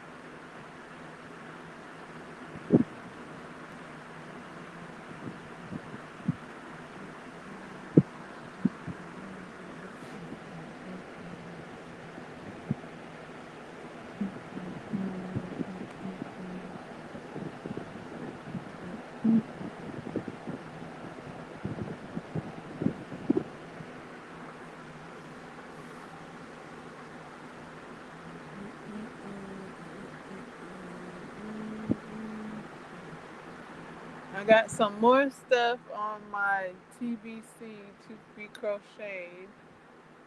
I actually have the Dr. Seuss. I mean, not the Dr. Seuss. Oh my goodness. The scarf in progress. That's a knitting. That's TBK. Or it could be TBC to be crafted. That's already in progress. I got that. I also have a work in progress. The Sally ragdoll scarf. That's a work in progress. I also have a kaleidoscope throw blanket. That's in progress.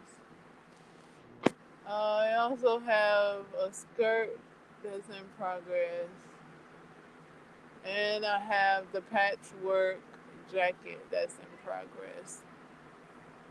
As well as those things in progress, I got some patterns that I would like to read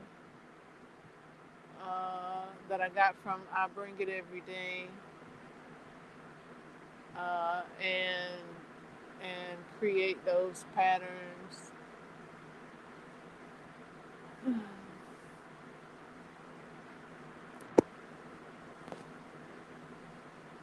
There's some crochet patterns. One is a pillow and cover, and one, or yeah, pillow, and the other one is a stored tote bag.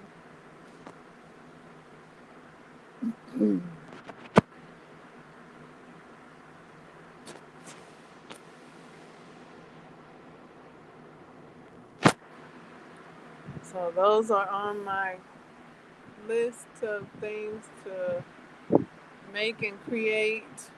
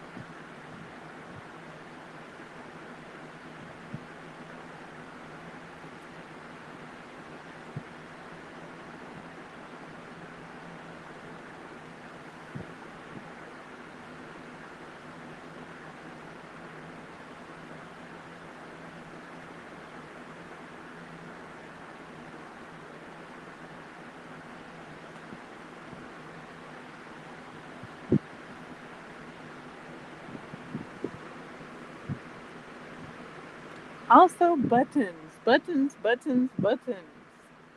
I know I got some buttons around here.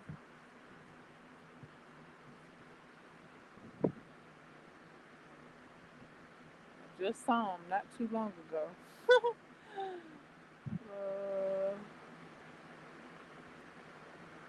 And I moved them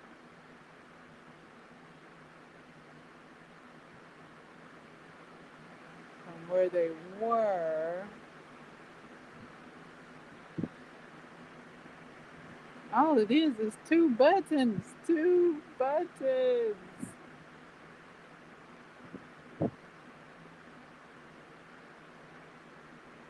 To add to this cute jacket. Um, jacket, sweater, sweater, crop sweater.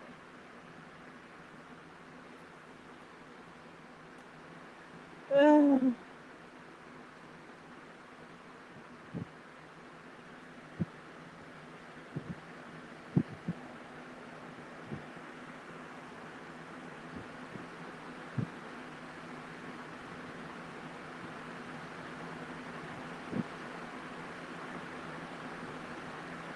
And I'm gonna need my buttons to go on the other sweater that I'm making, or the patchwork jacket. So I know my buttons are coming up. They coming up. They here. So Tyler, they right in front of me somewhere. They right there, right in front of me.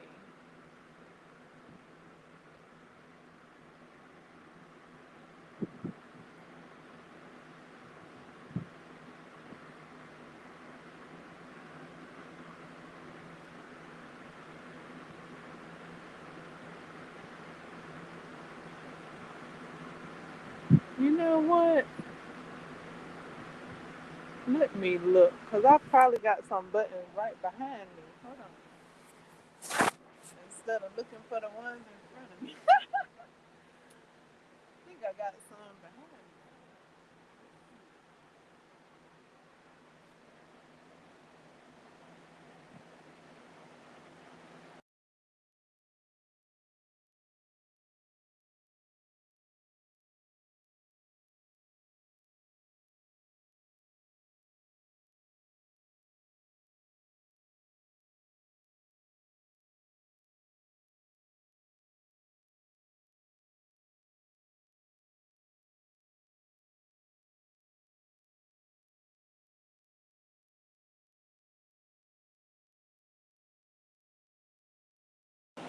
Okay, let's see what I got.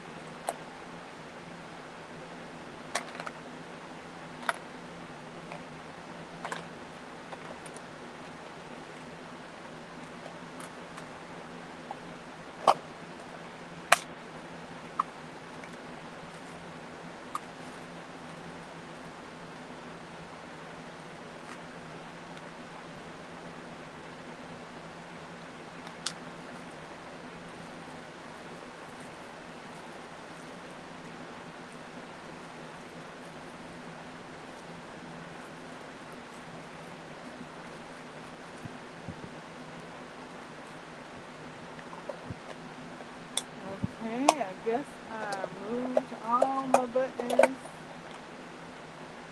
to one place.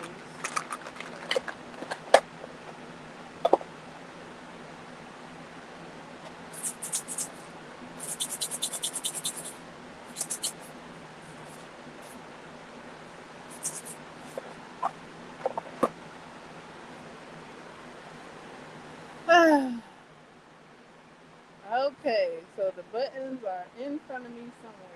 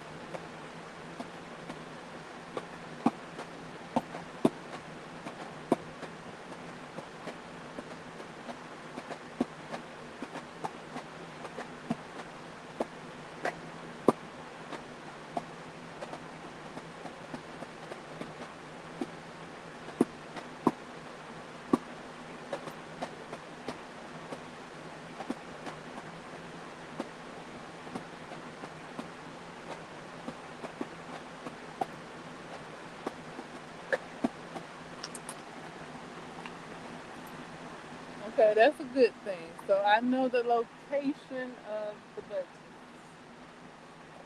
So let me put this back up.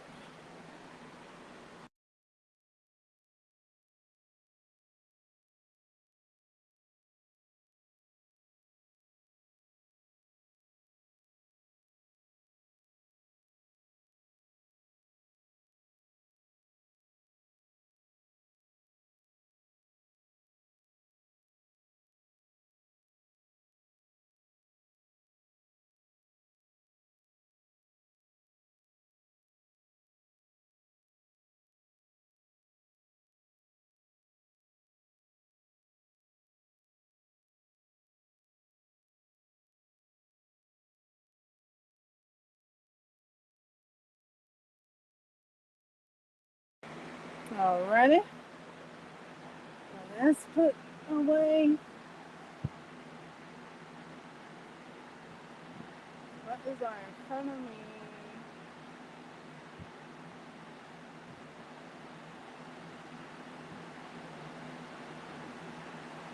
So they'll be surfacing soon.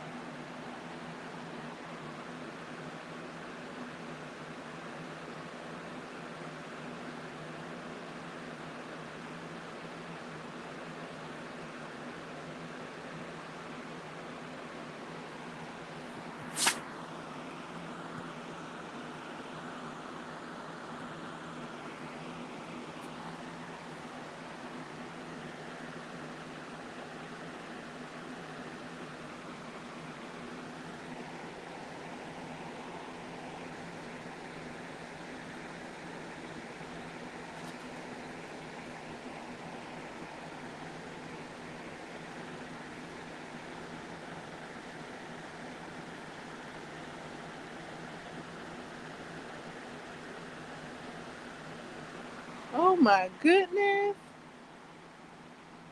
One of my hooks fell out of my bag, I'm guessing.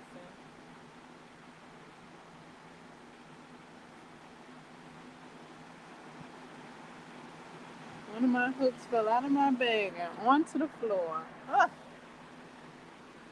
and it's the only one I have of this size. Glad I saw it.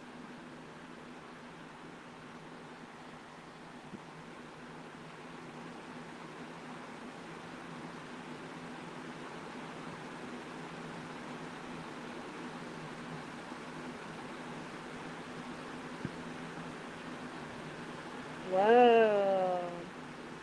Look, looks like the size rubbed off. I know what size it is though.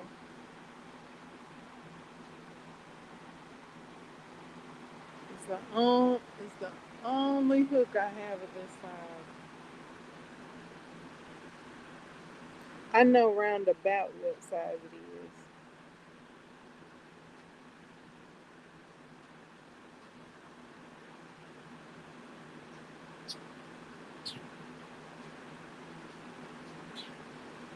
I'm looking to see what if the size on there, but looks like it's gone.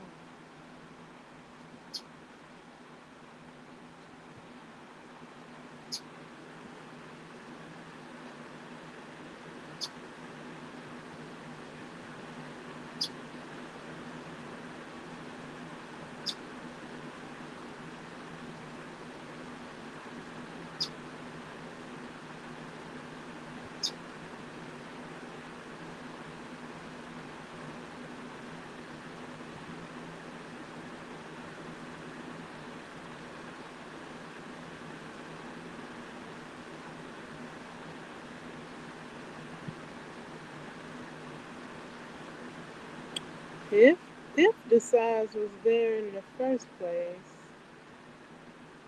looks like it's gone now.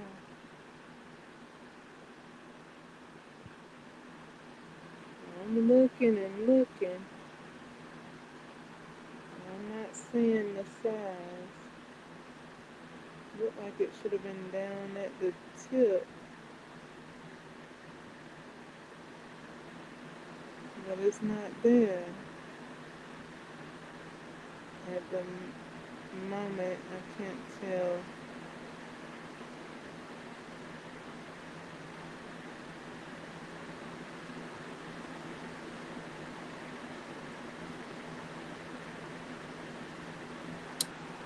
Okay, so glad I saw that and picked that up. Put that in a safe spot.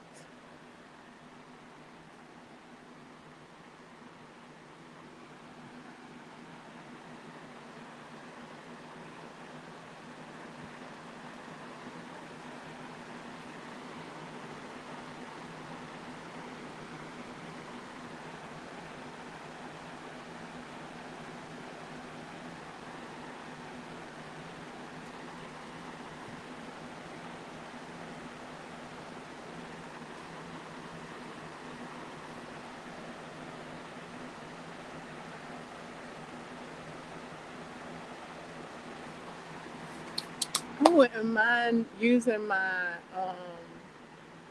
weaving apparatus. I've been thinking about my weaving apparatus, especially like when my hand was repairing and my arm was repairing. I was thinking about creating something with my uh, weaving apparatus. I don't know what though. Um, I created a little, a little doll pillow the first time I used it.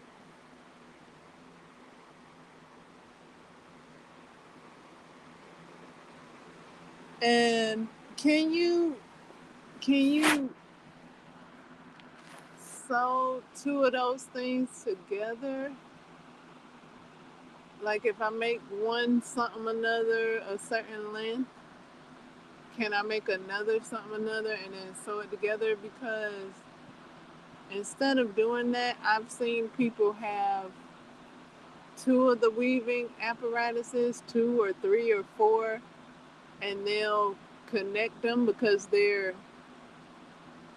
interlocking weaving apparatuses that you can get multiples and connect them together to make a larger uh, weaving item.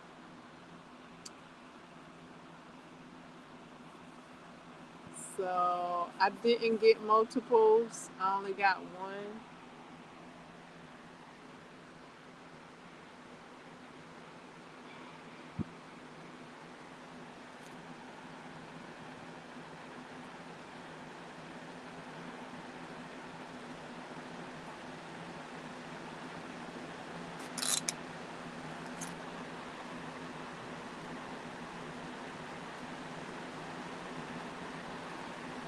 So I have to look it up again to see what all cool things can be made with just the one.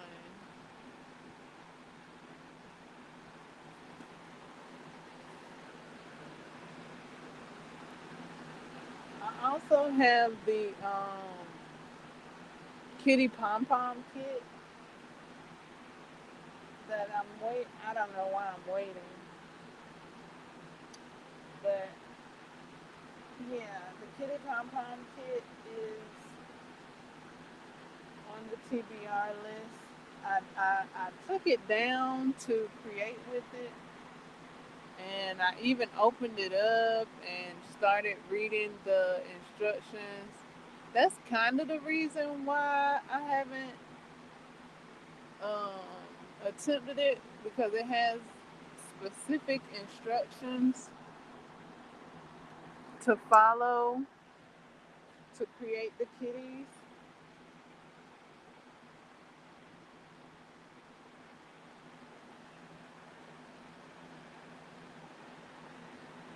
Um, so maybe I'll go for it soon.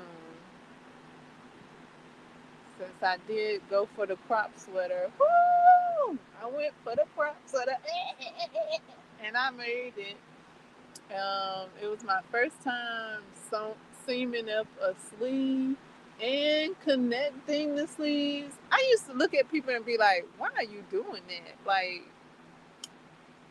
you don't have to do that, you know. Like, you can crochet them sleeves on without making them separately, you know." That's what I would look at people like, that that seems extra. Like, you can create the armhole and then attach your yarn from there and create your sleeve like that. So I just was like, what's the significance of making your sleeves and then attaching them? Me being the newbie crocheter that I am.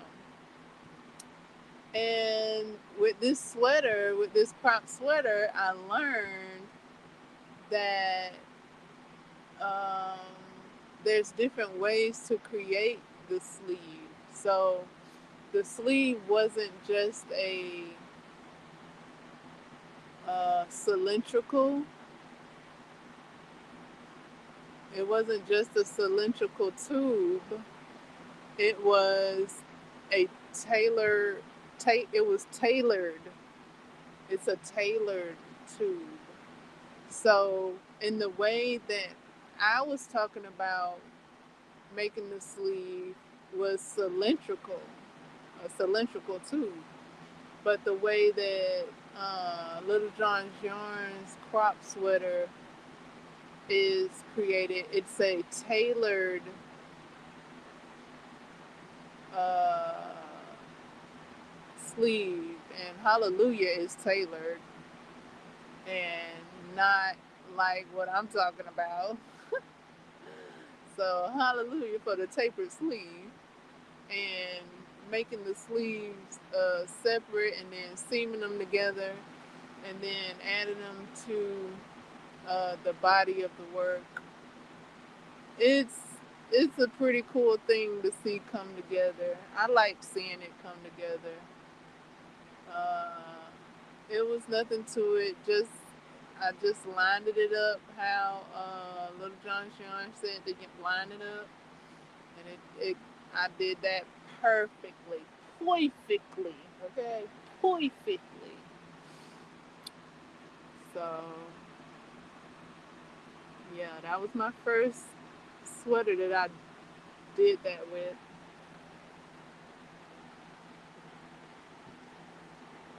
I guess because of the nature of the sweater, it had to be like that.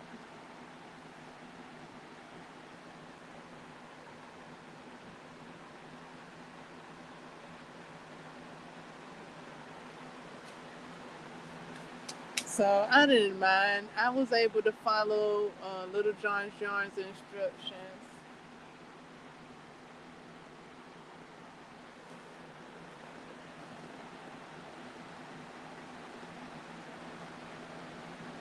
to create it.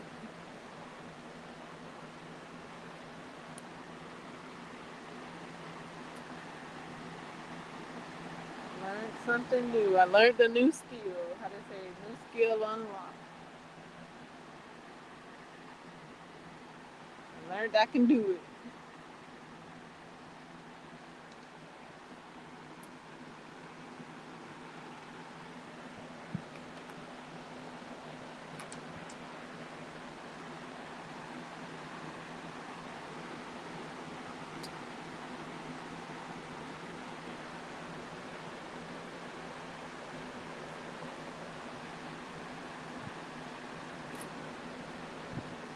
That's air. That's just air.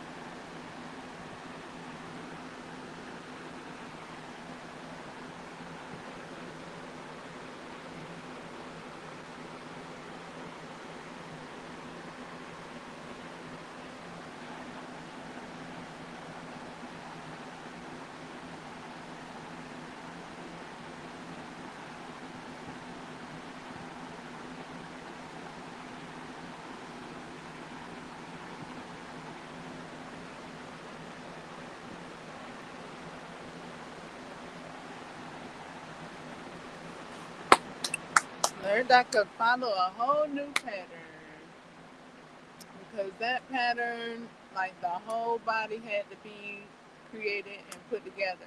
Now, my first sweater that I made was a sweater that I had to put together. Um, but I crocheted the sleeves onto the body. So with my first sweater, I only made the back part and the two front panels.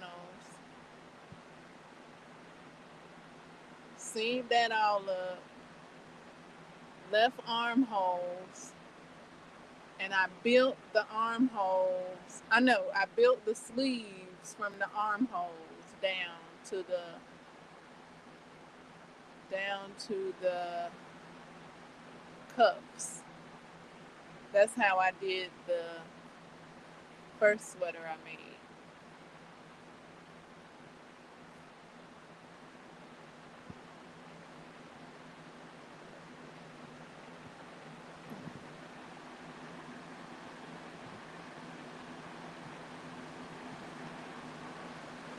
And then when I learned about the top down sweater by Hector Nuga,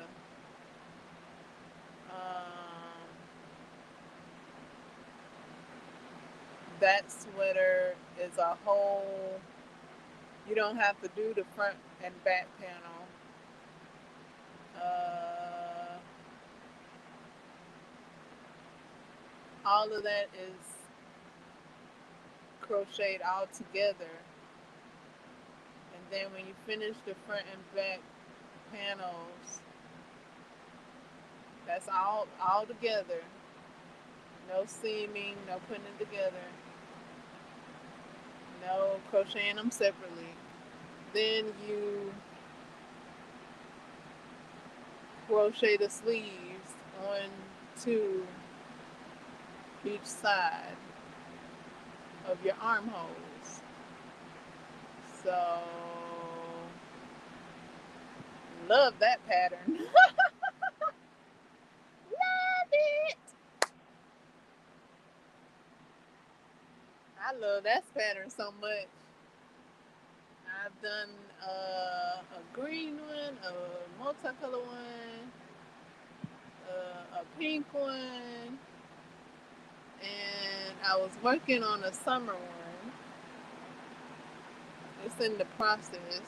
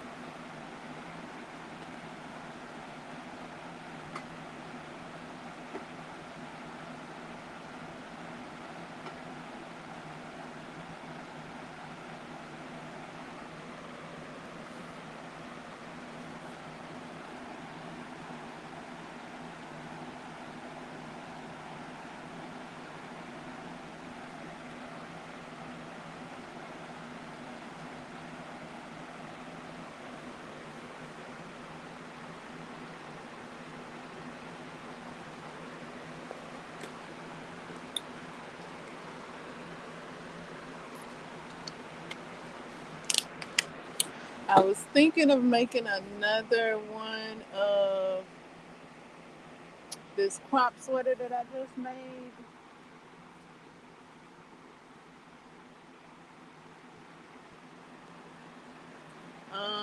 I don't have the Premier yarn, however, I do have some more yarn, and I'm wondering if I could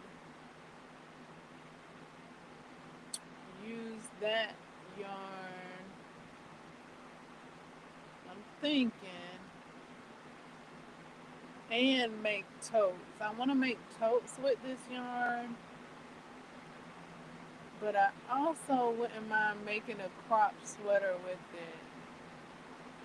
I don't know if it's enough yarn to do all that with though.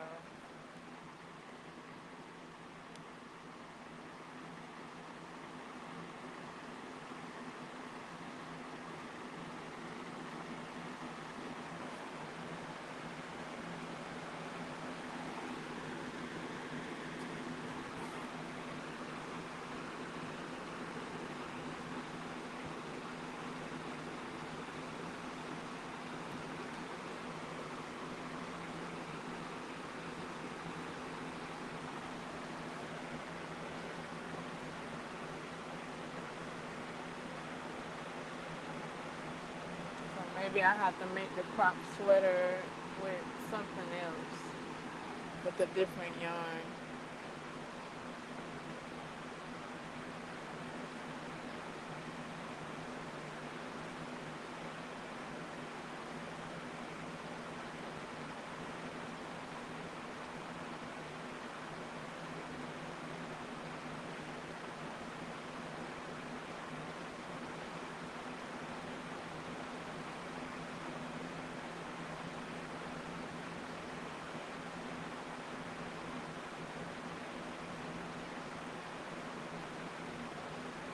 It took a lot of yarn. It took two skeins.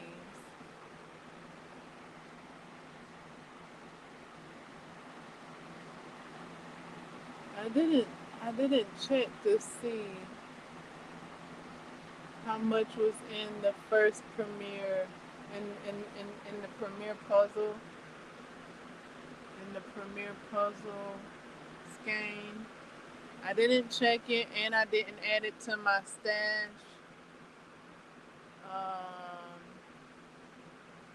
on Yarn Buddy. So I don't know. It might have been it might have been the same as this is this the puzzle? Hold on. The puzzle label right in front of me. Okay.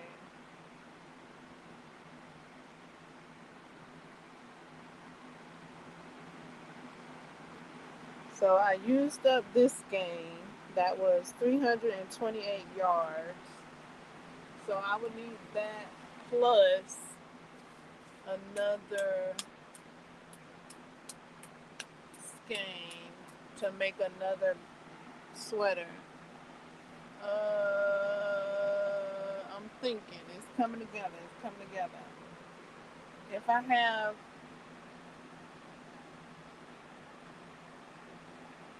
the yarn for it, if I have when I have the yarn for it, I'm I'm I'm I just might make another one. I say might. I had to talk myself through that sweater just because it was new. I mean, but I did enjoy it. It was on my list. I'm happy I got it done. So I love that feeling of seeing it all put together. That last stitch was like it was like yay! It was amazing. That last stitch, I got like a glimpse of like a good feeling about that. So perhaps I'll make another one.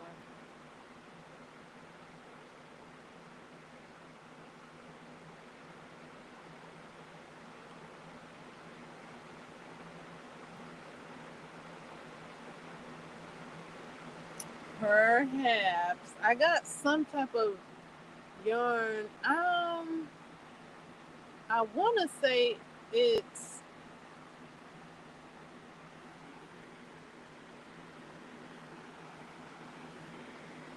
Hold on. Mm, okay, now since I'm not talking about shoes, I want to say the yarn is like I don't know, like it's something. It's it's real soft. That could be a cool sweater if I have enough skeins. I think I got 6 skeins of that. I think I should. I should have 6 skeins of that. It's very soft. I'm trying to think what it's made out of. I don't recall at the moment, and it's not in front of me at the moment. It's it's backed away a little bit. It's kind of tucked, like it's in front of me, but it's tucked away. So I'd have to pull out some things to get to it.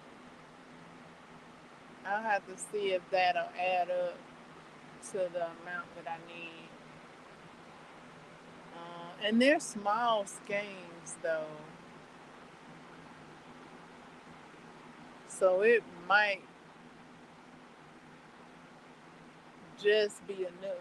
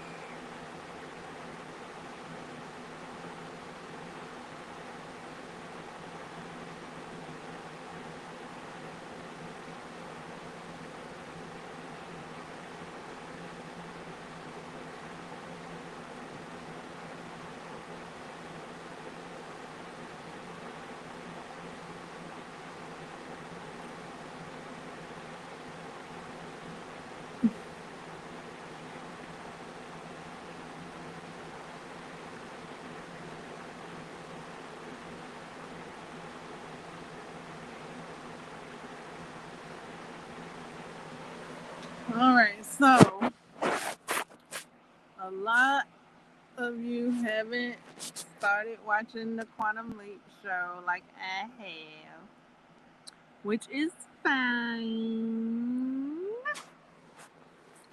So whenever y'all do begin to enjoy the show, y'all you can come back here and leave leave comments on your take of the show and what you enjoyed about the show, right? So yeah,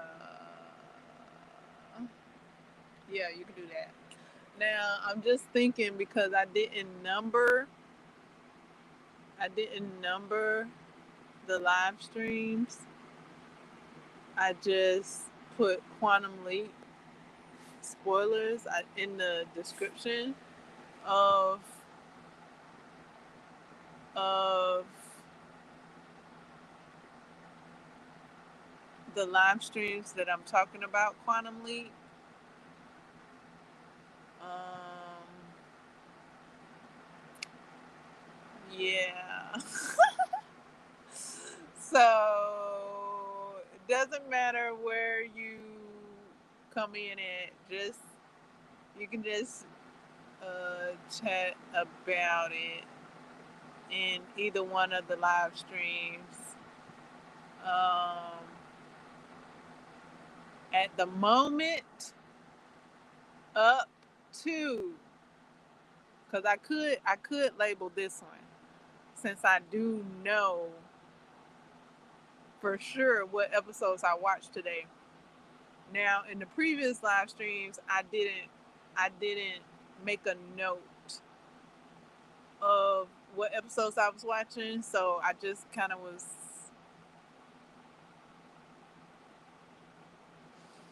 talking in general, not specific to the number of the episode. But in this live stream, I do know that I was watching episode 5 and 6, and I began 7, but I stopped at 7. I stopped at the intro of 7, so I've seen the intro of 7 because the intro of 7 is played at the end of episode 6. The intros are played at the end of each episode of the next episode. So I could mark this one if I can. Let me check.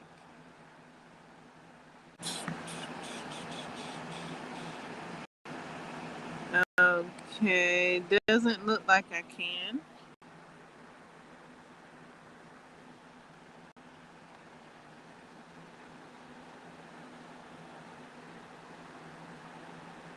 I'm gonna check again.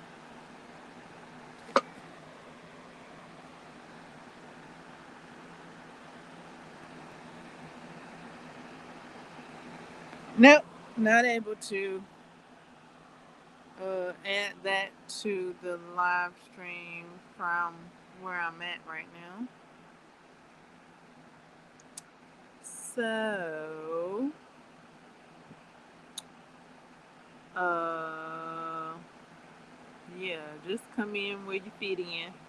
Um, up to, because I hadn't finished it yet.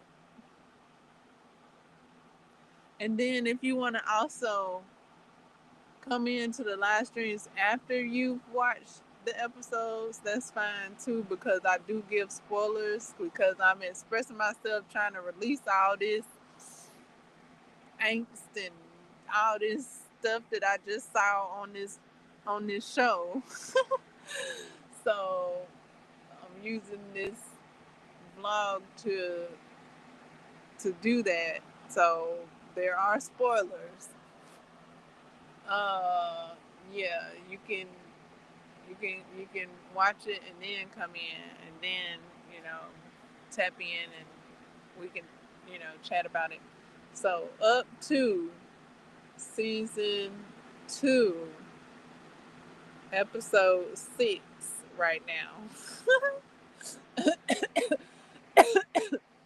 Now, after I finish season 2, then it's a free fall. You can say all the things.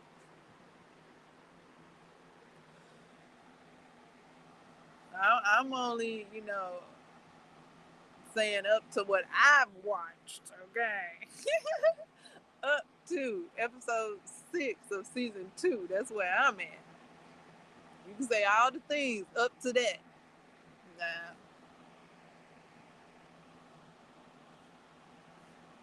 up to that point. If you're ahead of me, keep it to yourself.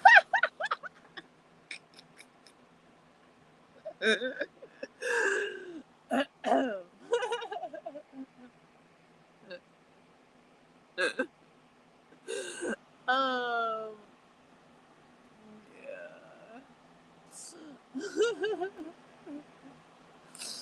Okay. Um, but yeah, I hadn't seen anybody say they've been watching it. Um, everybody else watching their own things. Um, actually, they watching shows that I don't watch, so I'm watching shows that they're not watching, and they're watching shows that I don't watch. So everybody watching something. um,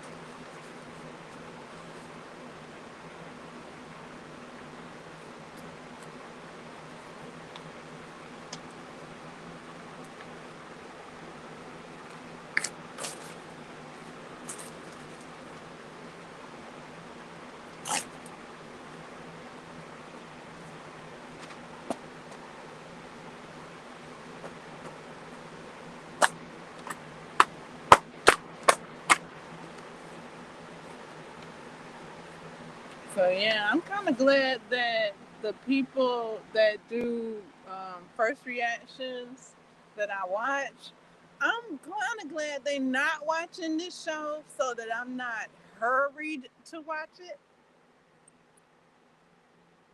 I can watch it at my own pace.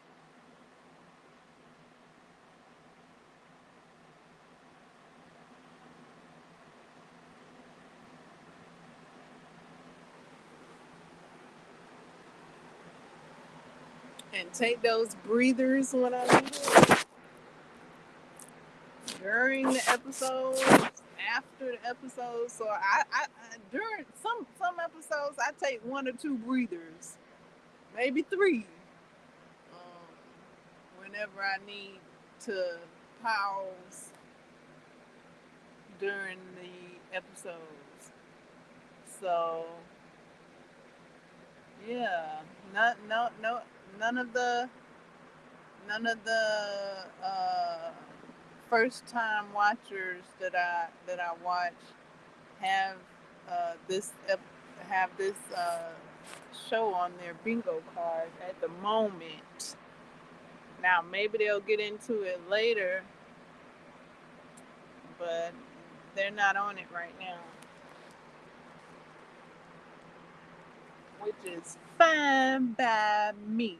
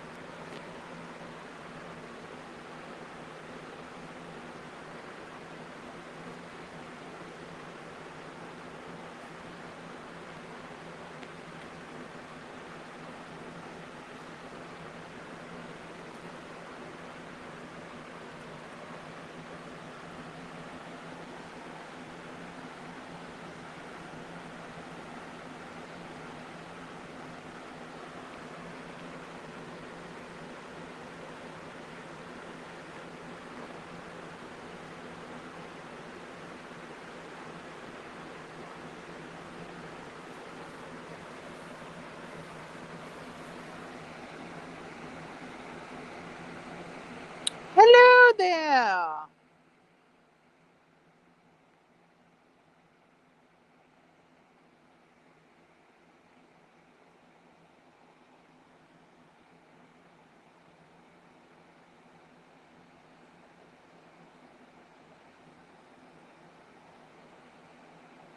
How to do?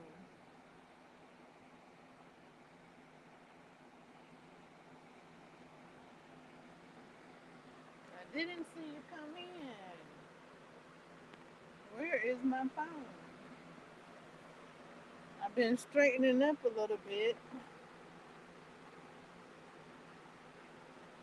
and I have misplaced my phone. Oh, here it is. Okay, I got it. Yeah, I was straightening up a wee little bit, and I wasn't looking at the screen in that moment. You arrived.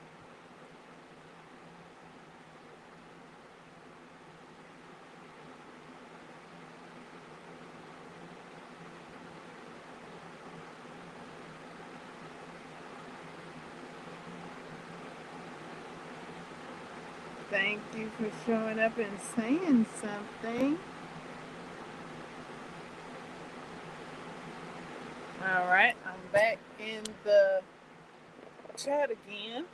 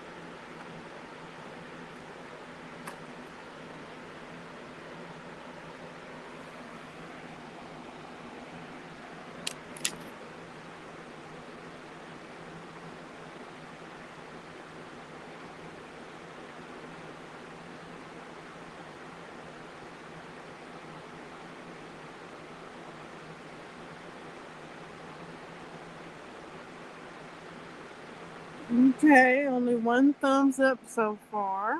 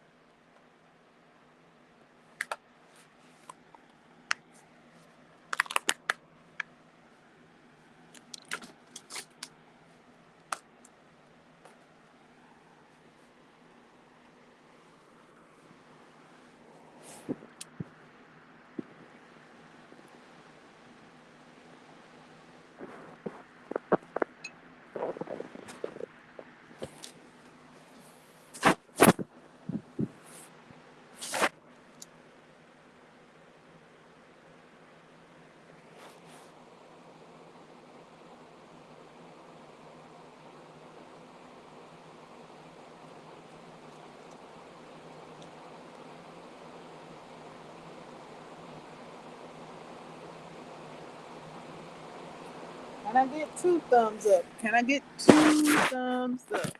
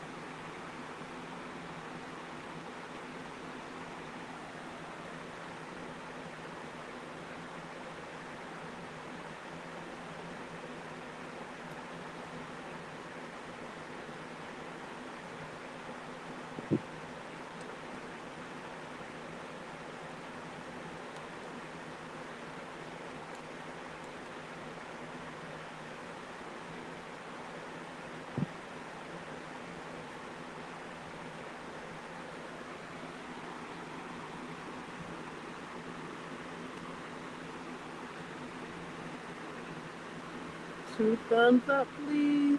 Two thumbs up.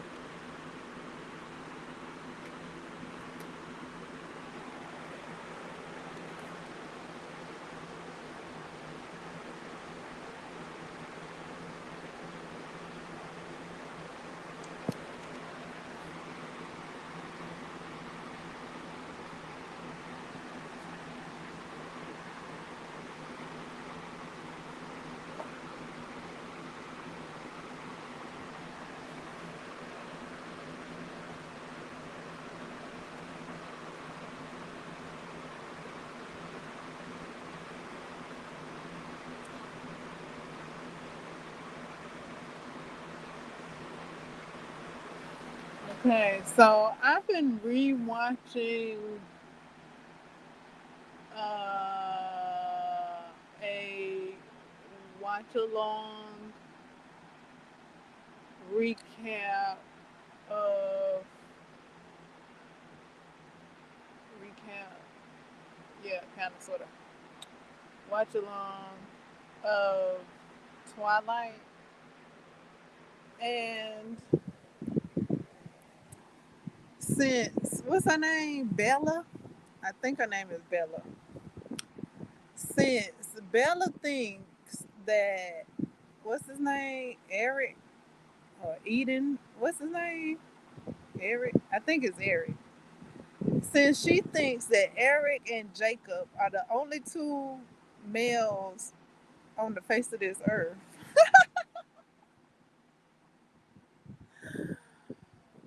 which one do you think she should have picked out of the two? Because I'm like, them ain't the only boys on campus, boo. But maybe if his name Eric, maybe Eric had her like mystified, and she could only see Eric's existence and Jacob's existence because Jacob is a wolf. So by them two being the only ones in her sight, she figures those the only two she got to pick from. Cause I'm like, girl, look how big that campus is, girl. Like, but yeah, I think Eric mystified her, and all she could see was them two. And then it looked like she was gonna pick Jacob, but then Eric bogarted, even though Eric kept telling her that he the wrong one. He not the one. But he still kept bogarting.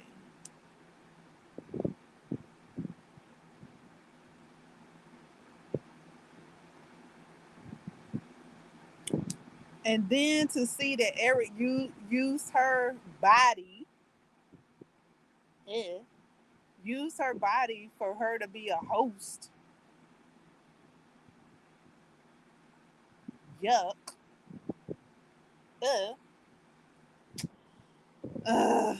So I'm like, Eric, I wanna say you ain't boo. But Eric knew he wasn't that. Eric knew. Eric knew he wasn't the one. Eric knew she didn't need to choose him. And he was telling her that.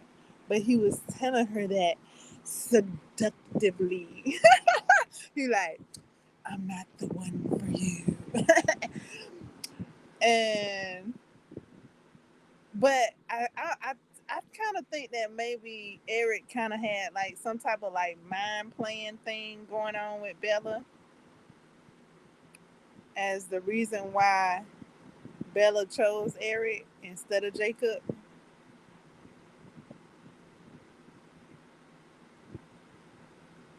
I don't know though. Are the books different from the movies? That's what I need to know. So I'm probably gonna be reading the books to see what goes on with the books.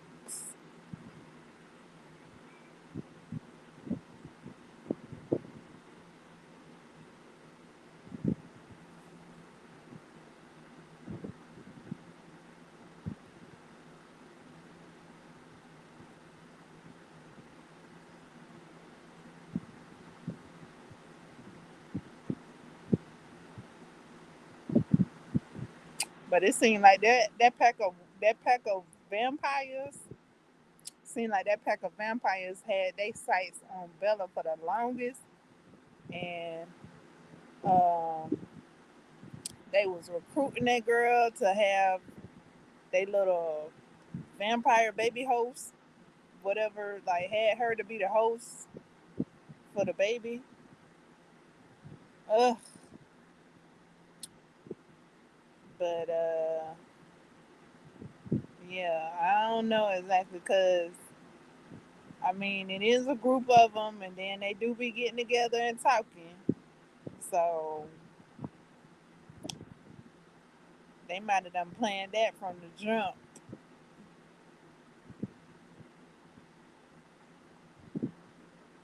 Either way, whether they planned it from the jump or planned it as they went along.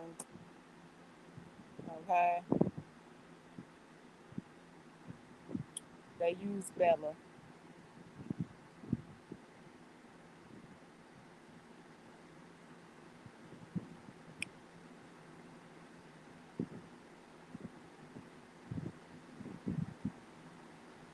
Now I don't remember what's gonna happen now that Bella done turned.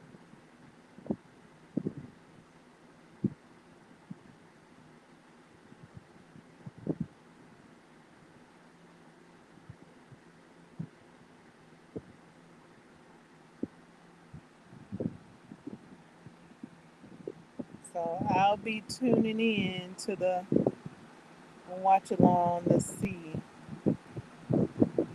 what goes now that Bella done got her fangs.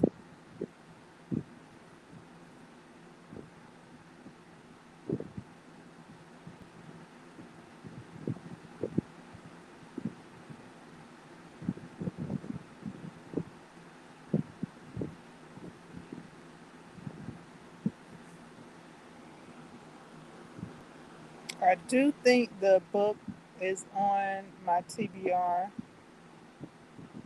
I think I already added it.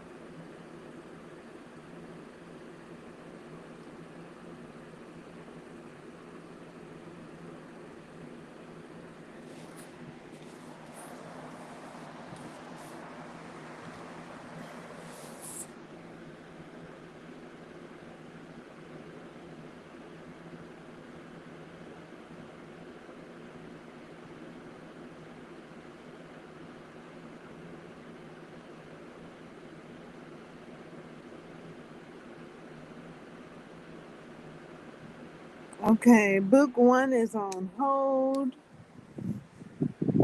You probably could get it from bookshops.org though. Book one, book two. No, that's book. 1.8. That's on hold. I'd have to put it on hold. Most likely available in my bookshop that's on the screen. Book 2, hold.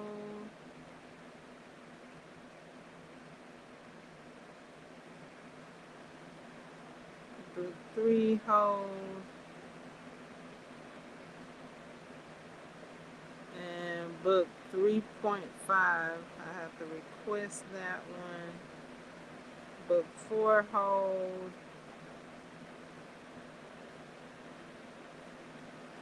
Book 4.5 is available.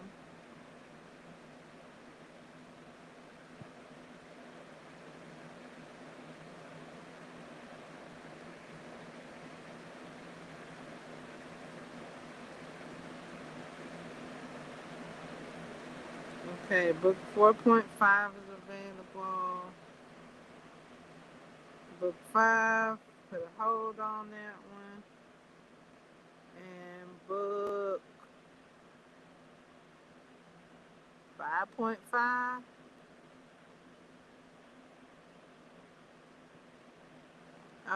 This is the book set.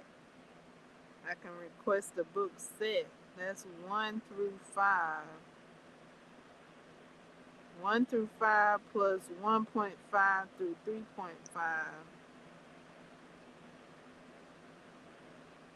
Borrow. Okay.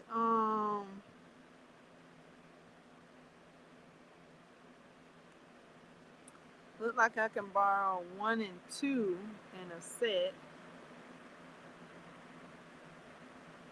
Available in the bookshop on my screen here.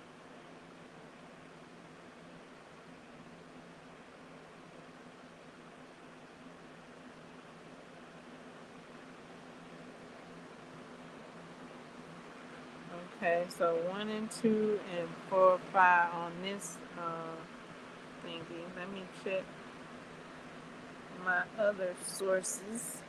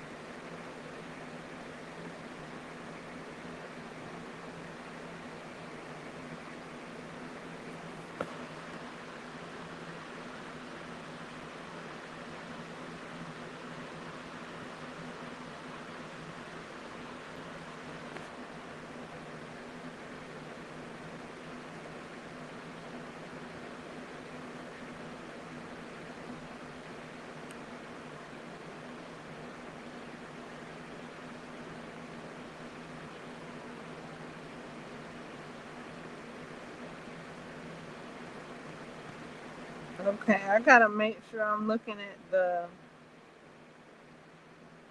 right author because there's a lot of Twilight books by different authors.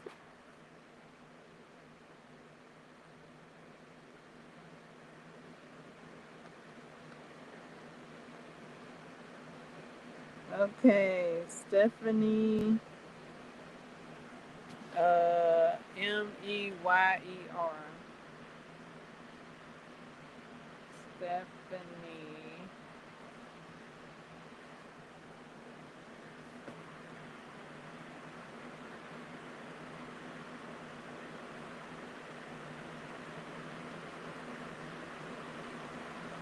La, da, da, dee, da, da, da.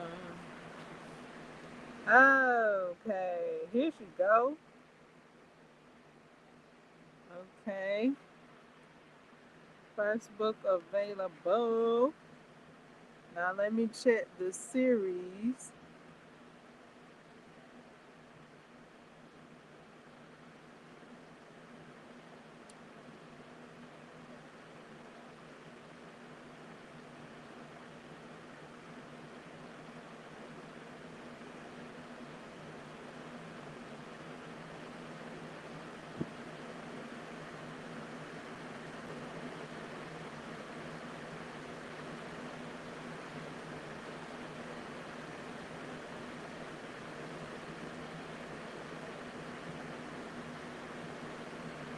Okay. 1, 2, 3, 4, 5, 6, 7, 8.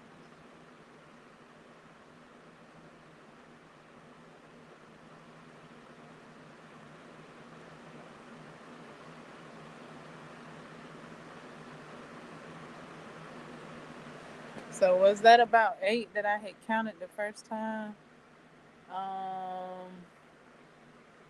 Because there's a 1.8 book, and then there's a 2. Okay, hold on. Let me think. Let me think. What did I count up to? About 6? Okay, so then there's a 1.8, that's 7. There's a 3.5, that's 8. And then there's a 4.5, that's 9. Is there a 5.5? 1,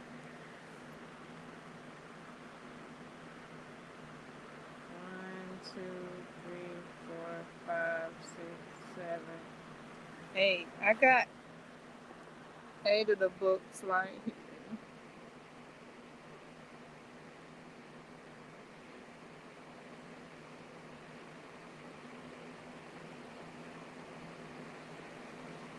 There's a 10th anniversary. Life and oh, this is a dual edition. Twilight 10th anniversary. So this sounds like 2 books in one. This sounds like the first and the second book, or either the first and the 1.8 book together.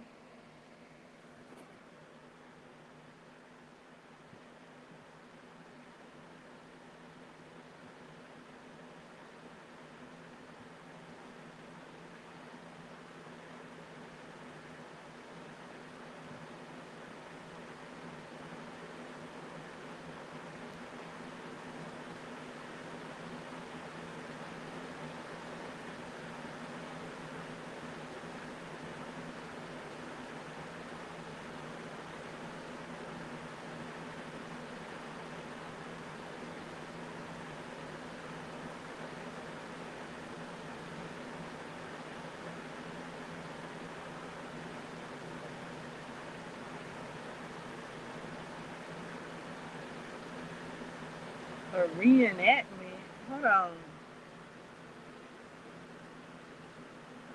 Special anniversary. Special anniversary of Twilight, and a reimagining of the paranormal story with the characters' roles reversed.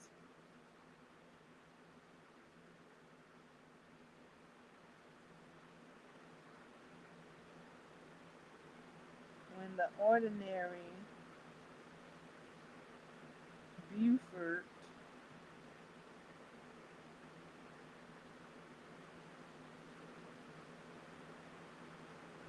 Buford Swan moves to Forks, Washington, he is charmed by the mysterious Edith.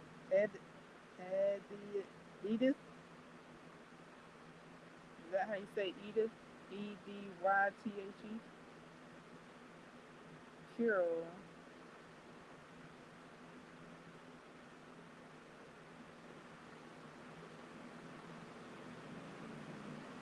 Oh, Sookie now. I might be reading this again and again because I'm I might read the first one and then I might read that one as well because that's said to be a reenactment with reverse roles. After 17-year-old Bella moves in with her dad in Washington State, she falls in love with high school senior Edward Cullen. Bella discovers that Edward and his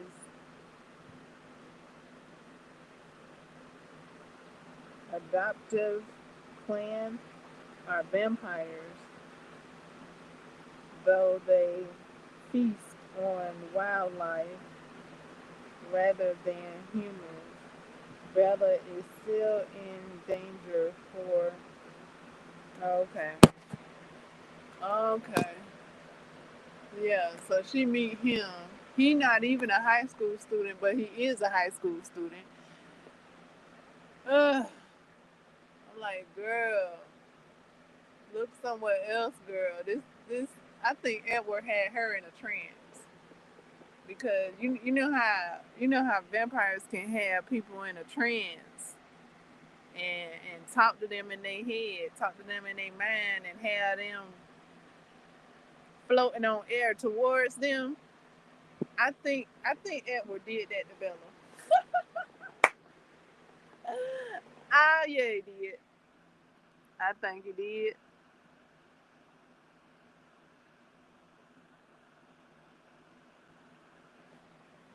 Okay, so I got access to all the books. They're available in my bookshop on the screen.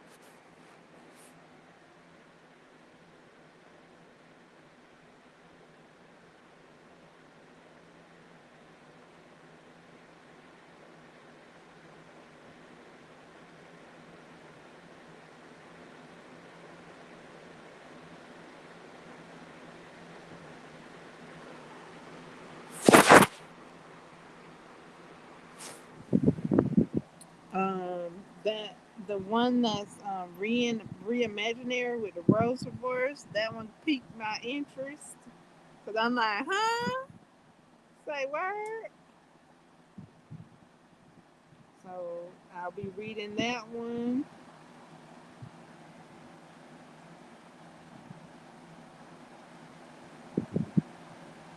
Probably gonna be reading all of them. Probably.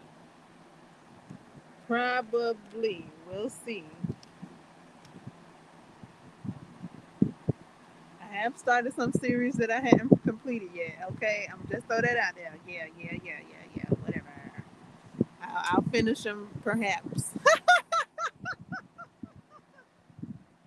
I'll finish the other series on my TBR perhaps. Um, I have read book one of some series. Yeah, but yeah. So Twilight is on my list. And I heard a little smidget that the books are better than the movies. Just a little smidget. I heard a teeny bit that the books are better. I don't know exactly though. It was just a little, like a little light, feathery air of the sorts. I didn't hear a whole lot of talking about the books versus the movies. I heard more talk about the movies than I have the books. I've only heard that there are books. So got the books. Love, enjoying the reading. So I got the books.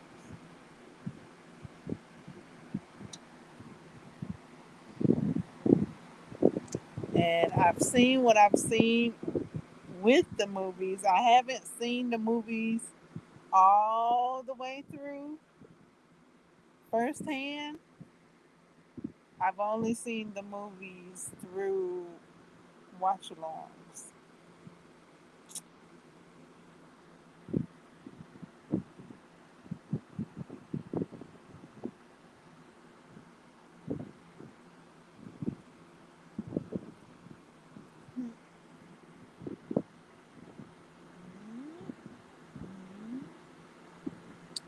And the movies are not on my TBR. Okay, no way. Not by myself. No, I'm not. Like the movies, these movies seem best watched in groups. They're more fun in in a group setting at the moment so far. So far, I mean, because that's the only way I've watched them. Kind of, sort of, is like in a group setting, and it's a lot of fun watching it like that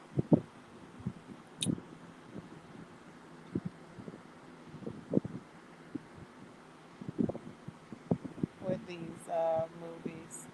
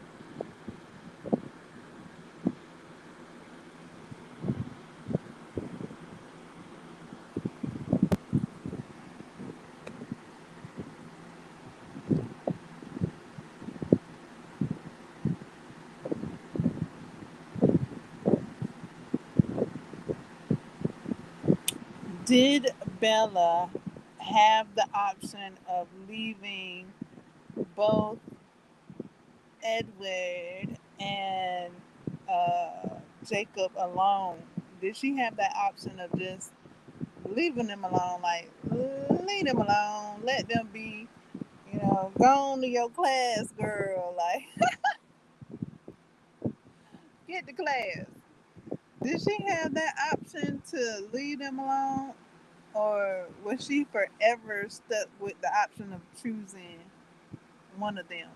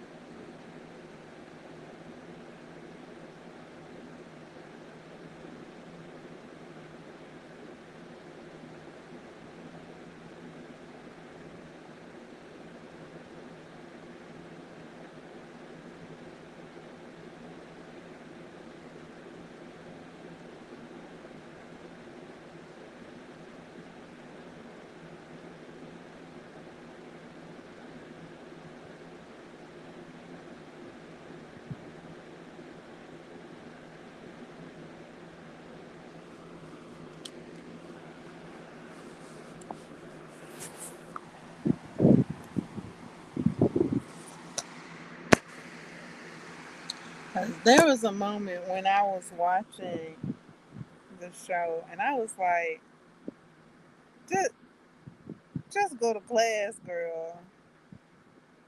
Just walk off and go to class. Like they just sitting there in front of the school. Like, do we? I don't even know if we see them in a classroom. Maybe, maybe we see them in a classroom, but for the most part, they be standing outside like they got all the time in the world to get to class.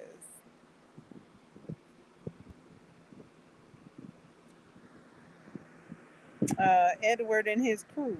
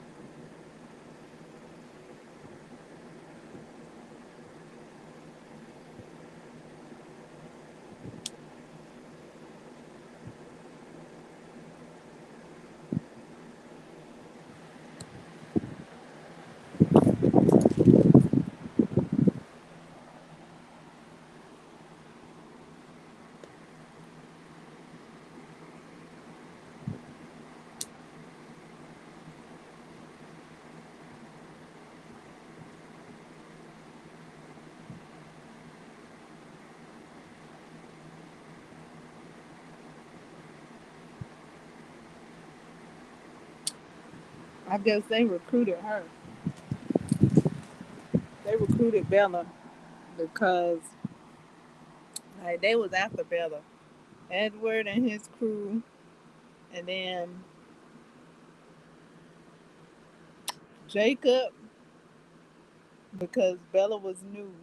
Bella was new to town. Cause I'm like, why they ain't talking to the other students? But maybe the other students knew to stay the hell away from them. They're like, no, don't talk to them. riffraff over there. Like Bella needed to talk to the other students to find out what was up with Edward and his crew. Now I don't know if that happened because I hadn't watched the whole movie. But what I seen of it was she was always talking to Edward and his crew.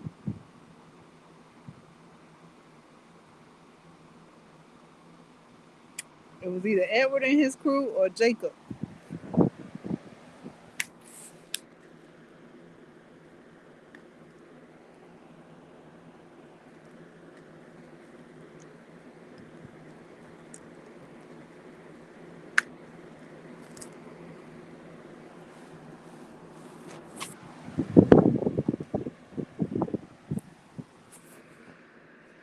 So it's gonna be cool to read this reimagining book with Rose Reverse and get to see what that's talking about. See what that